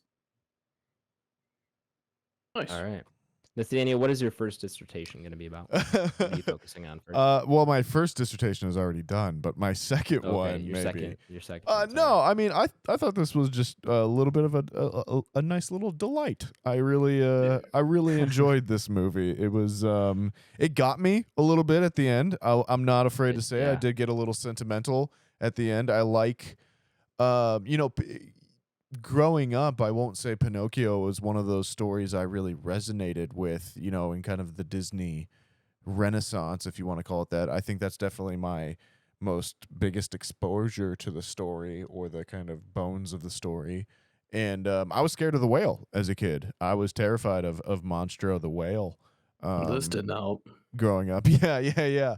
Obviously, I've gotten over that now. But yeah, I thought this was a really interesting take on the story. Obviously, I don't know how, I think with a story like this or a fairy tale like this, it's always that question of nowadays, well, how close do they get to the original story, and how fucked up is the original story and everything. And so I think, I think this is a genre and a tale that fits and meshes very well with Del Toro's own writerly tendencies and everything. And I think he often works best, now with the kind of, Devil's Backbone, Pan's Labyrinth, Pinocchio kind of trilogy. I think it proves his kind of writing when it's centered on children and these tales of growing up and lessons and morality, really makes a really nice mesh with his kind of own natural instincts as a writer, and to kind of, link things together, heavy emphasis on symbolism and how it ties people together, and putting a lot of trust in the image and in the symbols created by the image and the symbols created by his writing. I think, this again proves that it's a very good marriage whenever he is kind of taking on this content or this subject matter in that sense. So, yeah, there's a little dissertation level for you, Adam. Thank you. But yeah, Tyler, what were your thoughts, initially as well too? Yeah, I was pretty excited about this. I kind of knew what I was getting into. Big fan of like anything that has to do with like making a lot of things by hand. Sure. Which a lot of this has to do with. Obviously, a big fan of stop motion, and really anything that's kind of a genre of animation. So I was pretty hyped on this, and like I've mentioned before, I went to high school with somebody that was actually one of the clay tiers. I don't know what you call them, but animation artists will go with. Yeah. And yeah, so like it was cool. We like looked for her name. It was like literally on like one of the third or fourth panels into the ending credits. So that was pretty cool. And so yeah, so that means shout out to her, because that's dope. That means Savannah. we have to give a full disclosure on this review. We know people affiliated with this film as a review podcast. We need to disclose. Yeah, on her now. Instagram, she has pictures with Guillermo del Toro, and That's I'm like, awesome. yo, you're so fucking lucky. So, can she hook us up with a cheeky autograph? Yeah, right. Or an interview in front of the pod. Yeah, there you go. There you go. Hey, Guillermo, I did my dissertation on you. Any chance of a quick interview? I'll play that card. I'm not above begging. Do it. That's what they got social media for. You can just go directly in DMs. That's right. And That's send right. that. That's right. Yeah, no one will ever see it, but you can. But yeah, I had a lot of fun with this. I think there were some parts where I was kind of like, huh. But I think for the most part, I had a really good time. Just overall, the emotions, and it's pretty crazy, all the actors you have in here for voice acting. Crazy. I didn't really look at that, right, to be honest. And then I started hearing voices, and I was like, wait, isn't that? And then I had to literally go into the IMDb, and I was like, holy fuck. Was it Christoph Waltz? The IMDb. Was it Christoph Waltz that got that reaction out of everyone? Because that was definitely my reaction. Yeah, that was one of my first ones where I was like, wait a minute. Mine was Ron Perlman. Oh, sure, yeah, Podesta. Podesta, yeah. Well, he's in most Del Toro things. He and Del Toro go way back. All the way to Hellboy.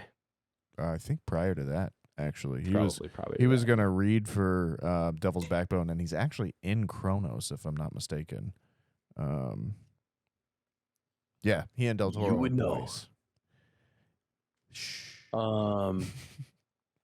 So yeah, overall, I'm a positive on this for sure. I had a lot of fun with it, and yeah, Blake, or do you want to do Blake last? No, Blake went. Blake was first. Went. Blake was first. first. Fuck, sorry. Okay. Adam. I think I'm left. Yeah. This was awesome. This was a lot of fun. This is. It was like putting this on. I was like, I really don't want to watch this right now. 10 minutes later, this is gorgeous, and I love everything about it. It was one of those. That's really funny because I had a similar experience where I was gonna watch this early in the week. I watched probably the first 2 or 3 minutes, and I just went, you know what? I'm not in the right space for this at the moment. And I actually had to wait to come back to it. That's interesting that you had that thought as well too. Yeah, I definitely just wasn't like, oh, I'm in the mood to watch stop motion and all this, together. So putting it on just wasn't, but I knew I had to. And then as I like slowly like look at what I'm actually watching, I'm like, holy shit, this is stop motion. Like obviously there's animation involved with it, but this is you forget that it's stop motion. I'm sorry, Adam. I don't. Go ahead. I don't mean to interrupt you here, but I kind of do because I want this in before spoilers. Somehow these motherfuckers have created.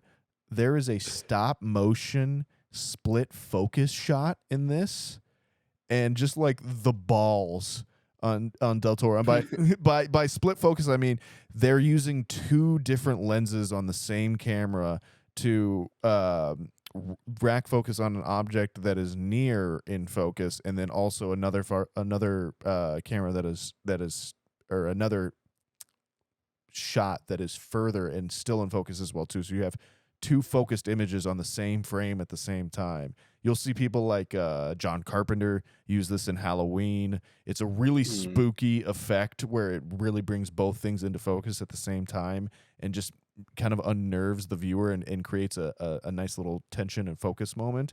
And it's just like, what are we doing, GDT? You psycho, you absolute mad lad. But anyways, continue, Adam. I'm sorry. Needed to bring that in before the spoiler point. That's a fair point. Yeah, no, there are just so many things in this movie. I'm like, how are you doing this as well as you do? I saw like a TikTok clip of GDT on Jimmy Kimmel or Jimmy Fallon, one of the two, and he had some of the figurines with him. He's like, yeah, so each of these costs about as much as a Hyundai. Oh my God. Yeah, he's like, each of these is about the cost of a car. And I'm like, holy shit. But it shows, man, the level of detail here. And I'm just kind of looking at this in awe.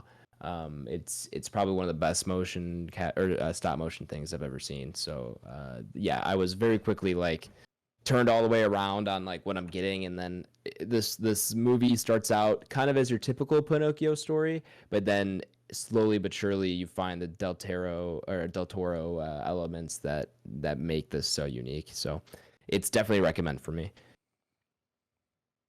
All right, are we good here on non-spoilers? Yeah, I think so. Cool. 4 recommends. Well, we're gonna go ahead. What'd you say? Said 4 recommends. Yeah, 4 recommends. We'll ask Adam real quickly just before we go into spoilers. This being your kind of, I guess, freshest Del Toro. Well, no, we did Nightmare Alley as well too. But we did Nightmare Alley. Yeah, I feel like obviously on the podcast there's Tyler and I who have our well-established love of Del Toro, but you've been growing into him as we go here, as we go along. Where does this rank on your list overall? Do you feel like you're getting a better sense of him? Are you, as you grow in your own film journey and studies? I'm curious how you are either warming to Del Toro or just kind of saying, I understand what he's about and what kind of his themes are, but it's just not for me still. I would say this is the most approachable Del Toro film I've seen thus far. And I've seen both of his Hellboys, but I haven't seen them in a long enough time to really have like a critical those into opinion. My opinion. Yeah, incorporate those into my opinion. So of Pan's Labyrinth, Nightmare Alley, and now this is definitely the most approachable and one that I feel like is the most friendly to anybody and most friendly to myself. Like I do probably enjoy this the most out of all of them. And I think this one kind of giving a more tame sense of his palette, going back to the other ones and kind of approaching them a little bit more in what I kind of know now to be his style would be a little bit would probably add a little bit for me, but I still have to warm up to him a little bit more. I'm not all the way against him And I never really have been, but it just is. When I think back to Pan's Labyrinth, I still don't know how much my opinion is going to change going back to that. Fair enough. Or whenever I go back to that. So Fair enough. yeah. All right. Well, that is it for the non-spoiler section here. We're going to go into spoilers. If you've not seen Guillermo del Toro's Pinocchio, check that episode description. I've left a timestamp where you'll be taken to the movie's ranking up upon our Entropy list. Spoiler time. Oh, I don't know if I have spoiler sound anymore, guys. Uh-oh. Hold on. Oh, no. Yeah, this might be a problem. Bling, bling, bling, bling, bling, bling, bling. How's this one? Oh no, that's not very spoilery. That was just chimes. Record scratch. Spoiler All right, we'll take time. it. We'll I take heard it. that. Yeah. Shit goes down. Shit goes down. Pinocchio dies a lot. Quite a bit.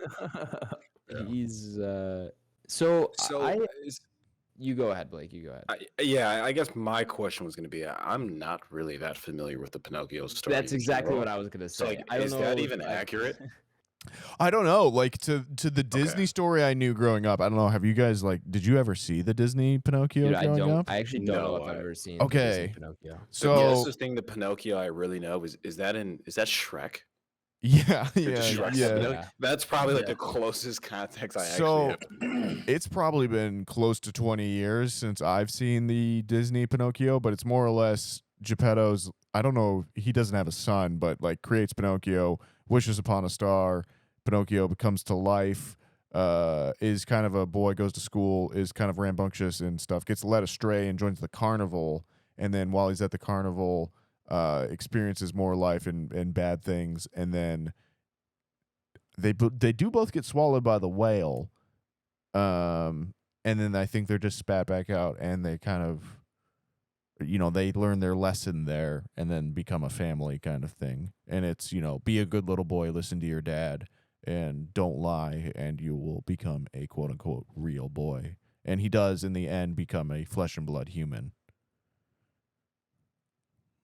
So, yeah, Right. couple differences there. So you're telling me he's not recruited by the Italian fascists? He is not recruited No. by the Italian Mussolini's army as well, too. Okay. There. And, yeah, that, I mean, even that for me, is starting off point from like a does this filmmaker know what they're doing, point of view.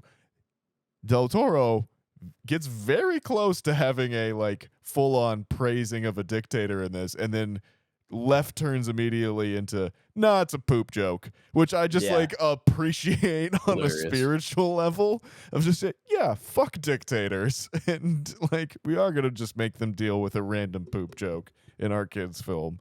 But yeah, anyways. Continue, boys. Feel free to jump in. My only thing was I was going to ask about the Pinocchio context. I don't know if you have more on that, Blake. No, that was actually like kind of my main overarching question, because this is basically like a totally new, just like field for me, Sure. where I wasn't really aware of the story. I mean, I knew he was so basically, I guess, kind of my take. It's almost like a Frankenstein type thing, right? Where like he's like a pretty much like he's created by somebody else.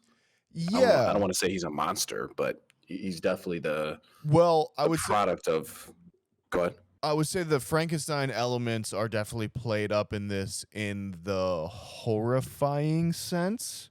Whereas, in like, this one, yeah, Okay, Where in the traditional one, it's like he makes, or in the Disney one, I should say, he makes Pinocchio. And he's cute. He's a little puppet, and like it's a much more fairy godmother comes in, and she's traditional, courtly love blonde woman who, Glinda the Good Witch, who makes the wish for Pinocchio to become, creation, to come to life because Geppetto's sad.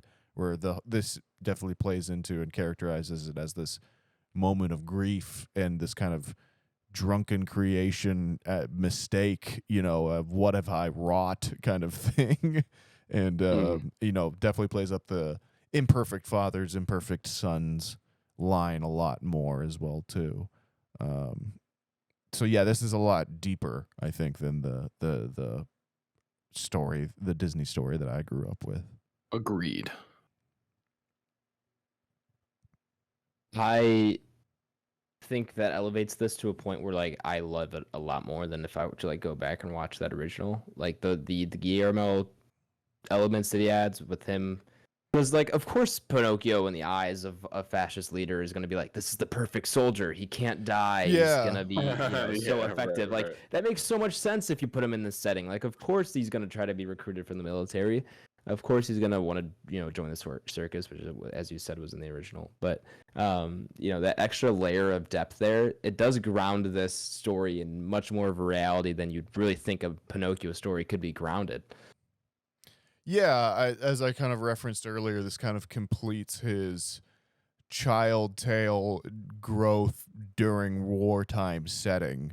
Where you have the Devil's Backbone, which is little boys in an all boys orphanage, and then you have Pan's Labyrinth, which is much more centered on the female, and that kind of growth of a little girl, and now it's this kind of, again, growth of the non-human, or what it means to be human, or even the monstrous kind of thing, which is definitely, if you've paid any attention at all, at the heart of all of Del Toro's work is what is truly monstrous, what does it mean to be human, what are the imperfect things, that we see in our lives, and how that makes us much more human, and the magic created and expressed all within that.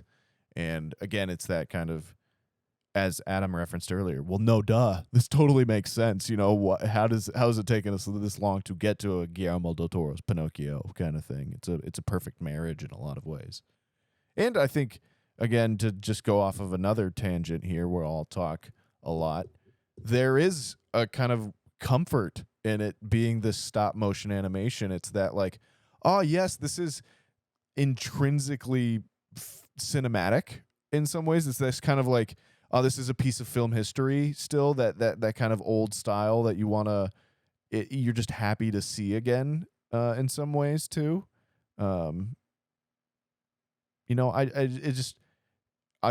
As Blake said and as Tyler said, I felt like for me this kind of snuck up on me a little bit. I didn't really have a lot of high expectations going to this. I didn't even have a lot of awareness of, hey, there's a new Guillermo del Toro film coming out and it's stop motion animation. And when I got to actually start and saw it and saw the depth and the detail and the boldness to set it in a historical setting still, the fascist Italy setting, that was just a oh yeah, we're gonna get a real film moment kind of for me. Yeah. So yeah, I've talked a lot. Now other boys talk. I think overall, I just have such a deep appreciation for anything that has to do with the animation style of this, and all the work and effort that just goes into all the set designs and all the kind of like what Adam mentioned earlier, all the miniatures that you have to deal with and how much work is put in. And so there's a very deep appreciation from that aspect for me. I will always have fun with Guillermo's kind of creature design or character design overall. It's something that I fell in love with during Hellboy. And you kind of get the sense of a little bit of like where that kind of same thing comes in here. He likes very big wings, but very angel kind of angelic forms, but in a demonic kind of mask. And so it's very cool to see his perspective on all those kinds of things. And the little death time area was very fun to me, and being able to kind of see that and kind of how that view, that just kind of how his thought process on all that is. And kind of cool how they gave Pinocchio a chance to not be human flesh and blood, but be human in the sense that he's giving basically his life to save another life. And it's very, very cool again to kind of get that deeper aspect of things. But overall, it's just really fun. I just the cool thing too is this is also with him works of some Jim Henson's stuff. And I saw that. That was really cool. Yeah, so the puppeteering and everything that goes into that, and anybody that's listened to this podcast before knows that I have a massive love and appreciation for Jim Henson, what he does or what he did, and what his legacy is still kind of doing today, and it's very, very cool and very fun to still see all that. As it's going on behind me here in the background, because we always watch the films as we talk about them on there, I'm noticing the bed that Pinocchio sleeps in and Carlo sleeps in is a clone of the Pan's Labyrinth bed that the little girl sleeps in as well, too. Yeah, it has the very distinctive owl head bedposts. And there's also a couple shots that I saw on Twitter are pretty much ripped from Devil's Backbone as well, too, with like the bombs dropping and that kind of thing as well, too. That's pretty cool. Yeah, just little Del Toro isms. And yeah, you quite rightly brought up, his designs, and like, again, part of, I think, my love of this is reflecting on the Disney story that I'd grown up with, and like the detail of having the previous son Carlo and the backstory with the pine cone. That's all new information. And then Jiminy Cricket, the Jiminy Cricket character Sebastian Cricket, taking up residence in the pine tree that Pinocchio is made out of, and very literally becoming his heart and that kind of thing. I don't know if that's an element from the original book that this is based off, or something that Del Toro brought into it as well too, but I thought that was really a neat way to incorporate more of the symbolism inherent in the story into a much different sense, but also an artistic sense as well too. And just little choices like that are just what I talk about and what makes me impressed when I talk about Del Toro and kind of that his filmmaking and his writing process. Yeah, I do want to stop you real quick, because you just totally brought back a childhood memory of mine when you mentioned the Jiminy Cricket character, where I had no idea what that was from. And that's of course. My grandmother would always say Jiminy Cricket, right? In terms of like referring to like me and my cousin. We're about the same age, especially when we were little. But yeah, 27 years later, I now know what she's talking about. That it's from Pinocchio. Shout out to Nathaniel. Grandma. Not to be, Shout out grandma. Completely positive on this movie. Did anyone else feel like the Candlewick character got into vaguely Team America World Police territory with some of his facial molding there in some moments? Yeah, definitely. I was just like, wow, the quality of these puppets, I feel like sometimes changed a little bit, as well as their voice matching to the ADR over the top of it, or their lips, or sure. the physical animation matching to the voices as well too. Yeah. And again, there's some stuff that you just forgive because it is kind of a kids movie as well too. Things like Ron Perlman just very clearly has an American accent in this, and for some reason Pinocchio's British. He's Italian. Yeah. But overall, I mean, again, I think you mostly forgive that kind of stuff as well too. Yeah, you have to. I do want to say, Geppetto, who is it? David Bradley, incredible in this as well too. And just from a voice acting and an acting role, I thought he was amazing. I thought the performance as Pinocchio was good. There was a couple moments where I was like, man, you were getting like the SpongeBob levels of just happy-go-lucky, oh boy, the world is a wonderful place kind of thing. Yeah. And Ewan McGregor and Tilda Swinton are both incredible in this. And I hope when I die, there's a big Phoenix person down there that I get to talk to, because she seems fun. She seems nice. Yeah. Pretty chill for a Phoenix, life or death demon. Sphinx thing, yeah. Sphinx thing, yeah. Well, I said David Bradley, and you started talking, and I interrupted you. Did you want to? Oh, you're good. More? Yeah, David Bradley. If you don't know the name, you'd recognize him. He's Game of Thrones, Harry Potter. Yeah, it's the dude. Yeah, Game of Thrones. He's Harry Potter, Mr. Filch from Harry Potter, and he's what is he in Game of Thrones? One of the towers with all the daughters. Yeah, a horrible person. He's not Tully, is he? That's not. No, Tully. it's something Towers, isn't it, or something like that? Yeah, but his last name I forgot. I don't know. IMDb changed their interface, and it's impossible now. IMDb has actively gotten worse. Actually, I was reflecting on this earlier today, and I think it's because Amazon owns it. He's Walder Frey, and actually, that's a good assumption. I believe it on Jeff Bezos. But anyway, yeah, he's incredible as Geppetto. That's awesome.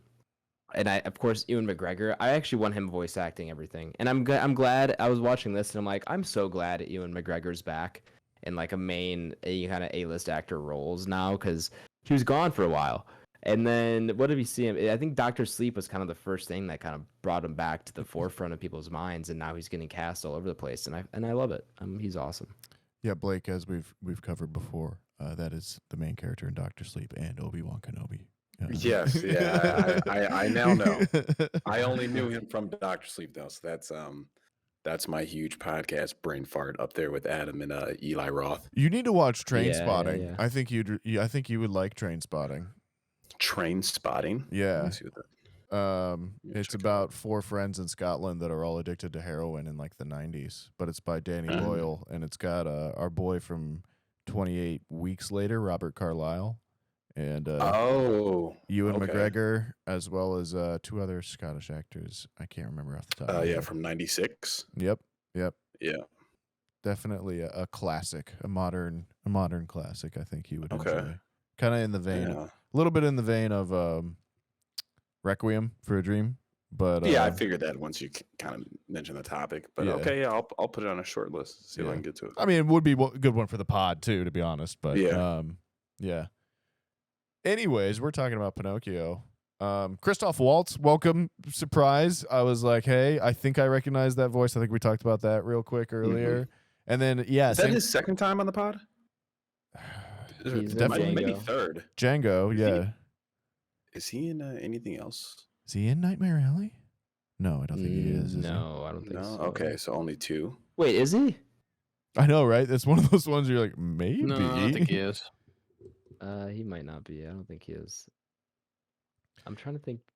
Yeah, it was one of those things where we haven't done Inglourious Bastards, have we? No, we've only done. No, I think that's what I'm thinking of. I was like, isn't he in a Nolan film? And you're right. It's Inglourious Bastards. You're right. Maybe he's only been in. Maybe this is only his second appearance. I think it is. Something tells me it's not, though. I really think he's been in. I feel like it's not either. But yeah, Ewan McGregor. That's what he's in No Time to Die. That's what. There you go. Yeah. Ewan McGregor at the end of the movie, Sebastian Cricket using his wish to bring back Pinocchio. That definitely got me. And even too, I think just the story or message, if you want to look at it, of like original Pinocchio being kind of this idea based on obedience, and if you listen to your parents and you are always good and don't lie, then things will turn out all right. And like taking it and saying, well, be who you are, and the people will love you for who you are, kind of thing. And you don't have to be obedient, because obedience leads into you easily manipulated by the world at large. You need to be yourself and understand what that means, and what that means for other people as well too, is just a smart, elegant solution to the message of the original film, and how and an updating of that kind of thing, and a deeper understanding of it. Well said. All right. Well, do we have anything else to say here on Pinocchio? I was gonna say something else, but I honestly can't remember. Sorry, I talked too much again. No. I lost it a while wanted you to ago, talk. and I've been trying to get it back. So All right. I've lost all my marbles. All right. Well, I think that'll do it for the spoiler segment of the podcast. Welcome back, listeners who skipped over the spoilers. We're going to go ahead and rank Guillermo del Toro's Pinocchio, hop upon the Entropy list. The Entropy list, for those of you who do not know, is how we rate our movies. Rather than do it out of 5 stars, out of 10, whatever it is, we throw up all the movies we review. on a list and see how they compare to one another. If you want to see the list, you can check the episode description. There's a link that will take you to the list where it is kept on my Letterboxd. All right, Guillermo del Toro's Pinocchio, episode 128. All right, we have a few things to compare this to. We have like, you got your other Del Toro movies. We have Nightmare Alley at 57 and Pan's Labyrinth, of course, notoriously at number 4. And then we have what was the other kids movie? Oh, Spirited Away is kind of also what I was thinking we could compare it to as well. That's at 32. One of those kids movies that's not a kids movie. Yeah. But yeah, Spirited Away is also what I thought of as well too. And even Weathering with You, I guess for sure, a little bit of another point. Yeah, it's up there. I think this is going to go much lower than I theoretically would like it to. I kind of am in the same boat too. I think our list is just full of bangers now. Like that's kind of a problem. There's too many things that are solid on here where it's like I just keep scrolling down. Right. I don't stop. All right, I've got a good line. I've got a hard line in the sand here. What are you shooting at, Adam? I think I'm gonna shoot for 62, below Malignant and above Soul. Okay. Soul, kind of, I guess, another movie you could kind of compare this to, as far as like kids movies that also are watchable to adults and adults can enjoy them. I think this edges that out as far as just like overall animation. Because that movie's gorgeous. Don't get me wrong, Soul's gorgeous, and the story and everything is fun. This was just very unique, and the stop motion was some of the best kind of animation and period that I've seen. It was a fun take on Pinocchio. I did enjoy it quite a bit. There's a lot there to like. But when you look at like things like Malignant, where like me and Blake are very high on that film, it's just and then the things above Malignant too are just kind of powerhouses. Some of them at least. So it's hard for me to go much higher than Soul. It is below Nightmare Alley, which I would probably put this above on like a Del Toro list. I'd probably put it above Nightmare Alley, but just the way this list shakes out, Frozen 2, Blade, Nightmare Alley, Paid in Full, like these movies, I just can't put it above, and Weathering with You especially. So I think 62 is where I'll put it.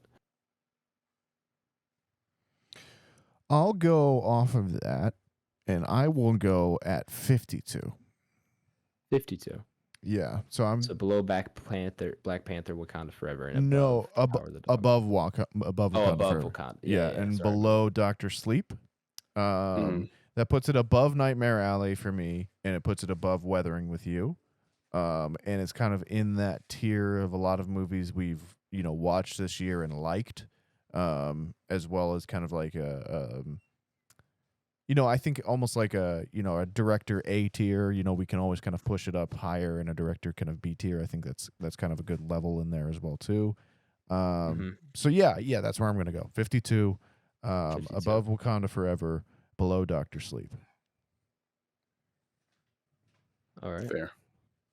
I think I know where I'm going. I'll cut to the chase. I'll do 66. Okay. So just below X, above Last Night in Soho. I do like this more than Frozen. I don't know if I like it more than Soul, even though kind of from a cinematic standpoint, it certainly is more impressive just with the stop motion claymation. Another worth mentioning, beautiful movie. I think Adam talked about that a little bit earlier. That's another just kind of like groundbreaking in animation. Yeah, absolutely. As well as kind of the storytelling too, and just kind of how it makes you reflect on like life and things of that nature. So sure.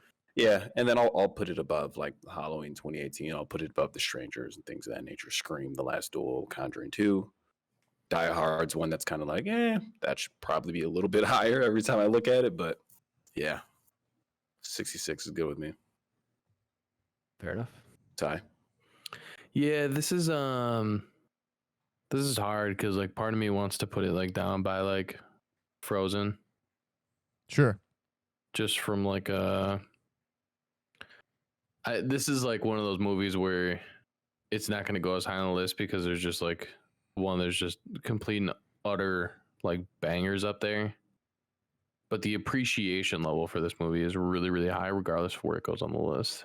Yeah, almost reminds me of a West Side Story in that sense, where like aesthetically and text and like as far as like objective filmmaking goes, it's incredible. But as overall enjoyment goes, which we also factor in here, of course, it's a little bit different of a story. Yeah, just more or less like if I had to pick, what would I throw on? Right. Yeah. Excuse me. So, with that being said, I think I'm going to be right where Blake is at 66. Fair. Right? Is that where you were at? Yeah, bro. Yeah. Yes, sir. Yeah, I have a I don't know what it is about X. I just like it. Hey, fair enough. Yeah, X is cool. I don't have that reason. No, you don't. And then yeah, dude, Prey was fucking awesome. Quiet Place, Soul. So yeah, you guys know how I feel about Malignant. But yeah, I'm gonna go with 66. Cool. Well, that gives us an average rating of 61.5, which means we'd have to tiebreak it with Malignant. Do we want to do a back row tiebreak here? Because I'm cool putting it above Malignant. I liked it a lot, but I'm cool. I feel like it's too low on the list for me to be like, oh, let's put it below. I mean, IMDb and stuff, they're going to be rated higher. Yeah, it's definitely higher on IMDb. It is. I've already checked. The Malignant's at a 6.2. So if we go to IMDb, it would be ranked higher. I'm fine with that. I mean, we can put it above Malignant. Yeah, I mean, I would technically have voted for it above Malignant anyway. So yeah. Yeah. It's Nathaniel's birthday. We'll leave it to him. He says it's above Malignant. Hey, I love Malignant. That's a fun 1-2 banger there. Yeah. Couple puppet movies for you. All right, you have a present, right? Like let's say we give you one movie you can put anywhere on the list. I actually like that idea. You know what I mean? For a birthday present. I like that idea. Yes. Let's just we're not gonna make it permanent, but just hypothetically, what would you change? One movie, put it wherever you want. Itu Mama Tambien would be higher. As crazy as that is, of where you're putting it at, because it's currently at 26 for the listeners. Out of all the things you can change on this list, I know, change that. I know, because that's gonna make you guys the most mad. No, I mean, like that would be like my, that would probably be like my initial one. Hold on, let me look at Coherence. That's another one. I actually too. like that idea, Ty. Coherence, that would be another one too. That's like just like a personal fave. But like as like an Injustice one, probably that would definitely be like The Descent. That would need to be way higher. That's probably mine, to be honest with you. Yeah, that thing is being butchered, bro. Yeah, on like on an Injustice level, or on like a one I'm gonna ride or die. Like this is a hill I'll die on. I would back like The Descent or Trick or Treat. Bet. For sure. I like it. Yeah, that's a fun little birthday Entropy list, deal there for us. Though. Just came up with that top of my head. I like that. Look idea. at you go. 32 years, still on top. Maybe of even game. Blind Spotting at this point. That film's had a rough, that film kind of tumble. Quietly, yeah. Because we made it the gatekeeper. And we by really doing that, did. we just lowered it. Yeah. We just tanked it. It is so fucking low. Yeah.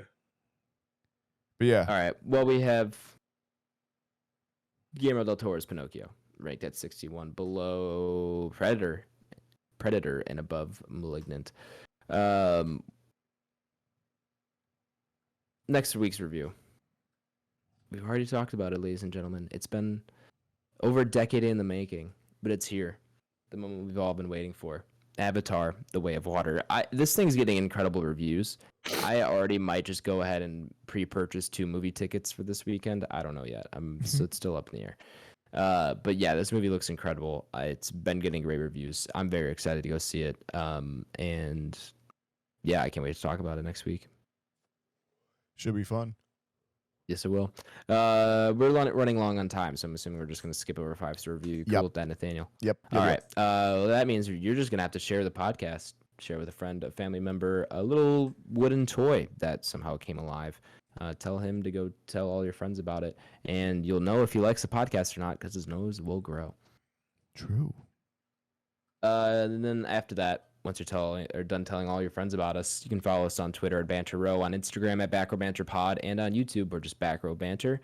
And then our email for any questions, comments, concerns, grievances, or if you want to write in with your own director draft, you can hit us on our line at backrowbanterpod@gmail.com. Twitter, of course, definitely follow there first, just because updates like our show's canceled for the week, they go to Twitter first. That's where we're letting you know. I got the tweet out late last week, but it did go out. So go there for all show updates. BlakeHolder, where can the people find you at, my man? Yo, Letterboxd, BlakeHolder. I'll be on there. Rating some things out of 5 stars. So we'll see if I put any reviews down. Maybe Avatar will do it. 10 years in the making. We'll see. Letterboxd, BlakeHolder, and that's all I got. Popcorn. We'll go birthday boy. You can find me, folks, on Twitter and Letterboxd at Ennis Gingrich. You can find me on Instagram at NathanielG92. Other podcasts, the Sandpiper tapes. Tyler. Twitch.tv/UltraBajo87. I haven't been live a lot lately, though. So, but we're working on it. I got a lot going on.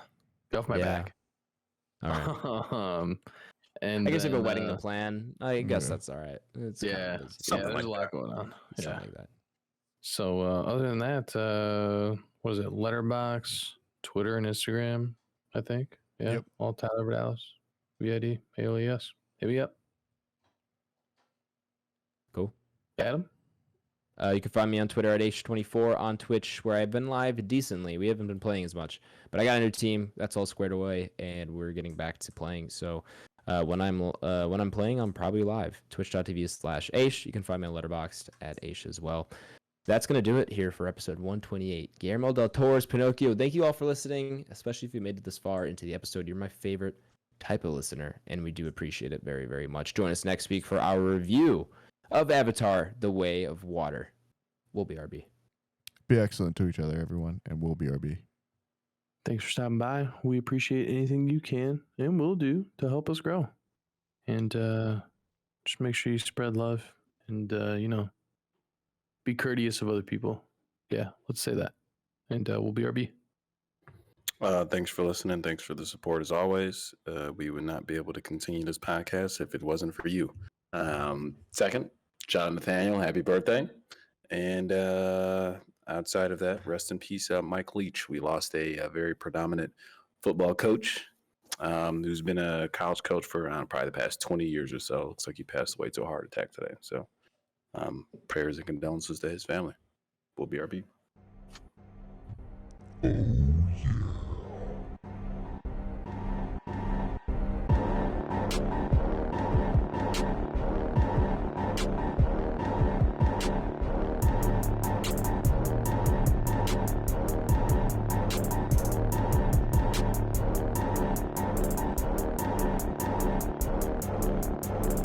America.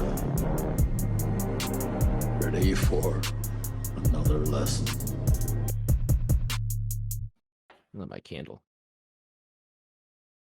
Ooh, setting the mood. Sir. Oh, yeah. Stop. I had to.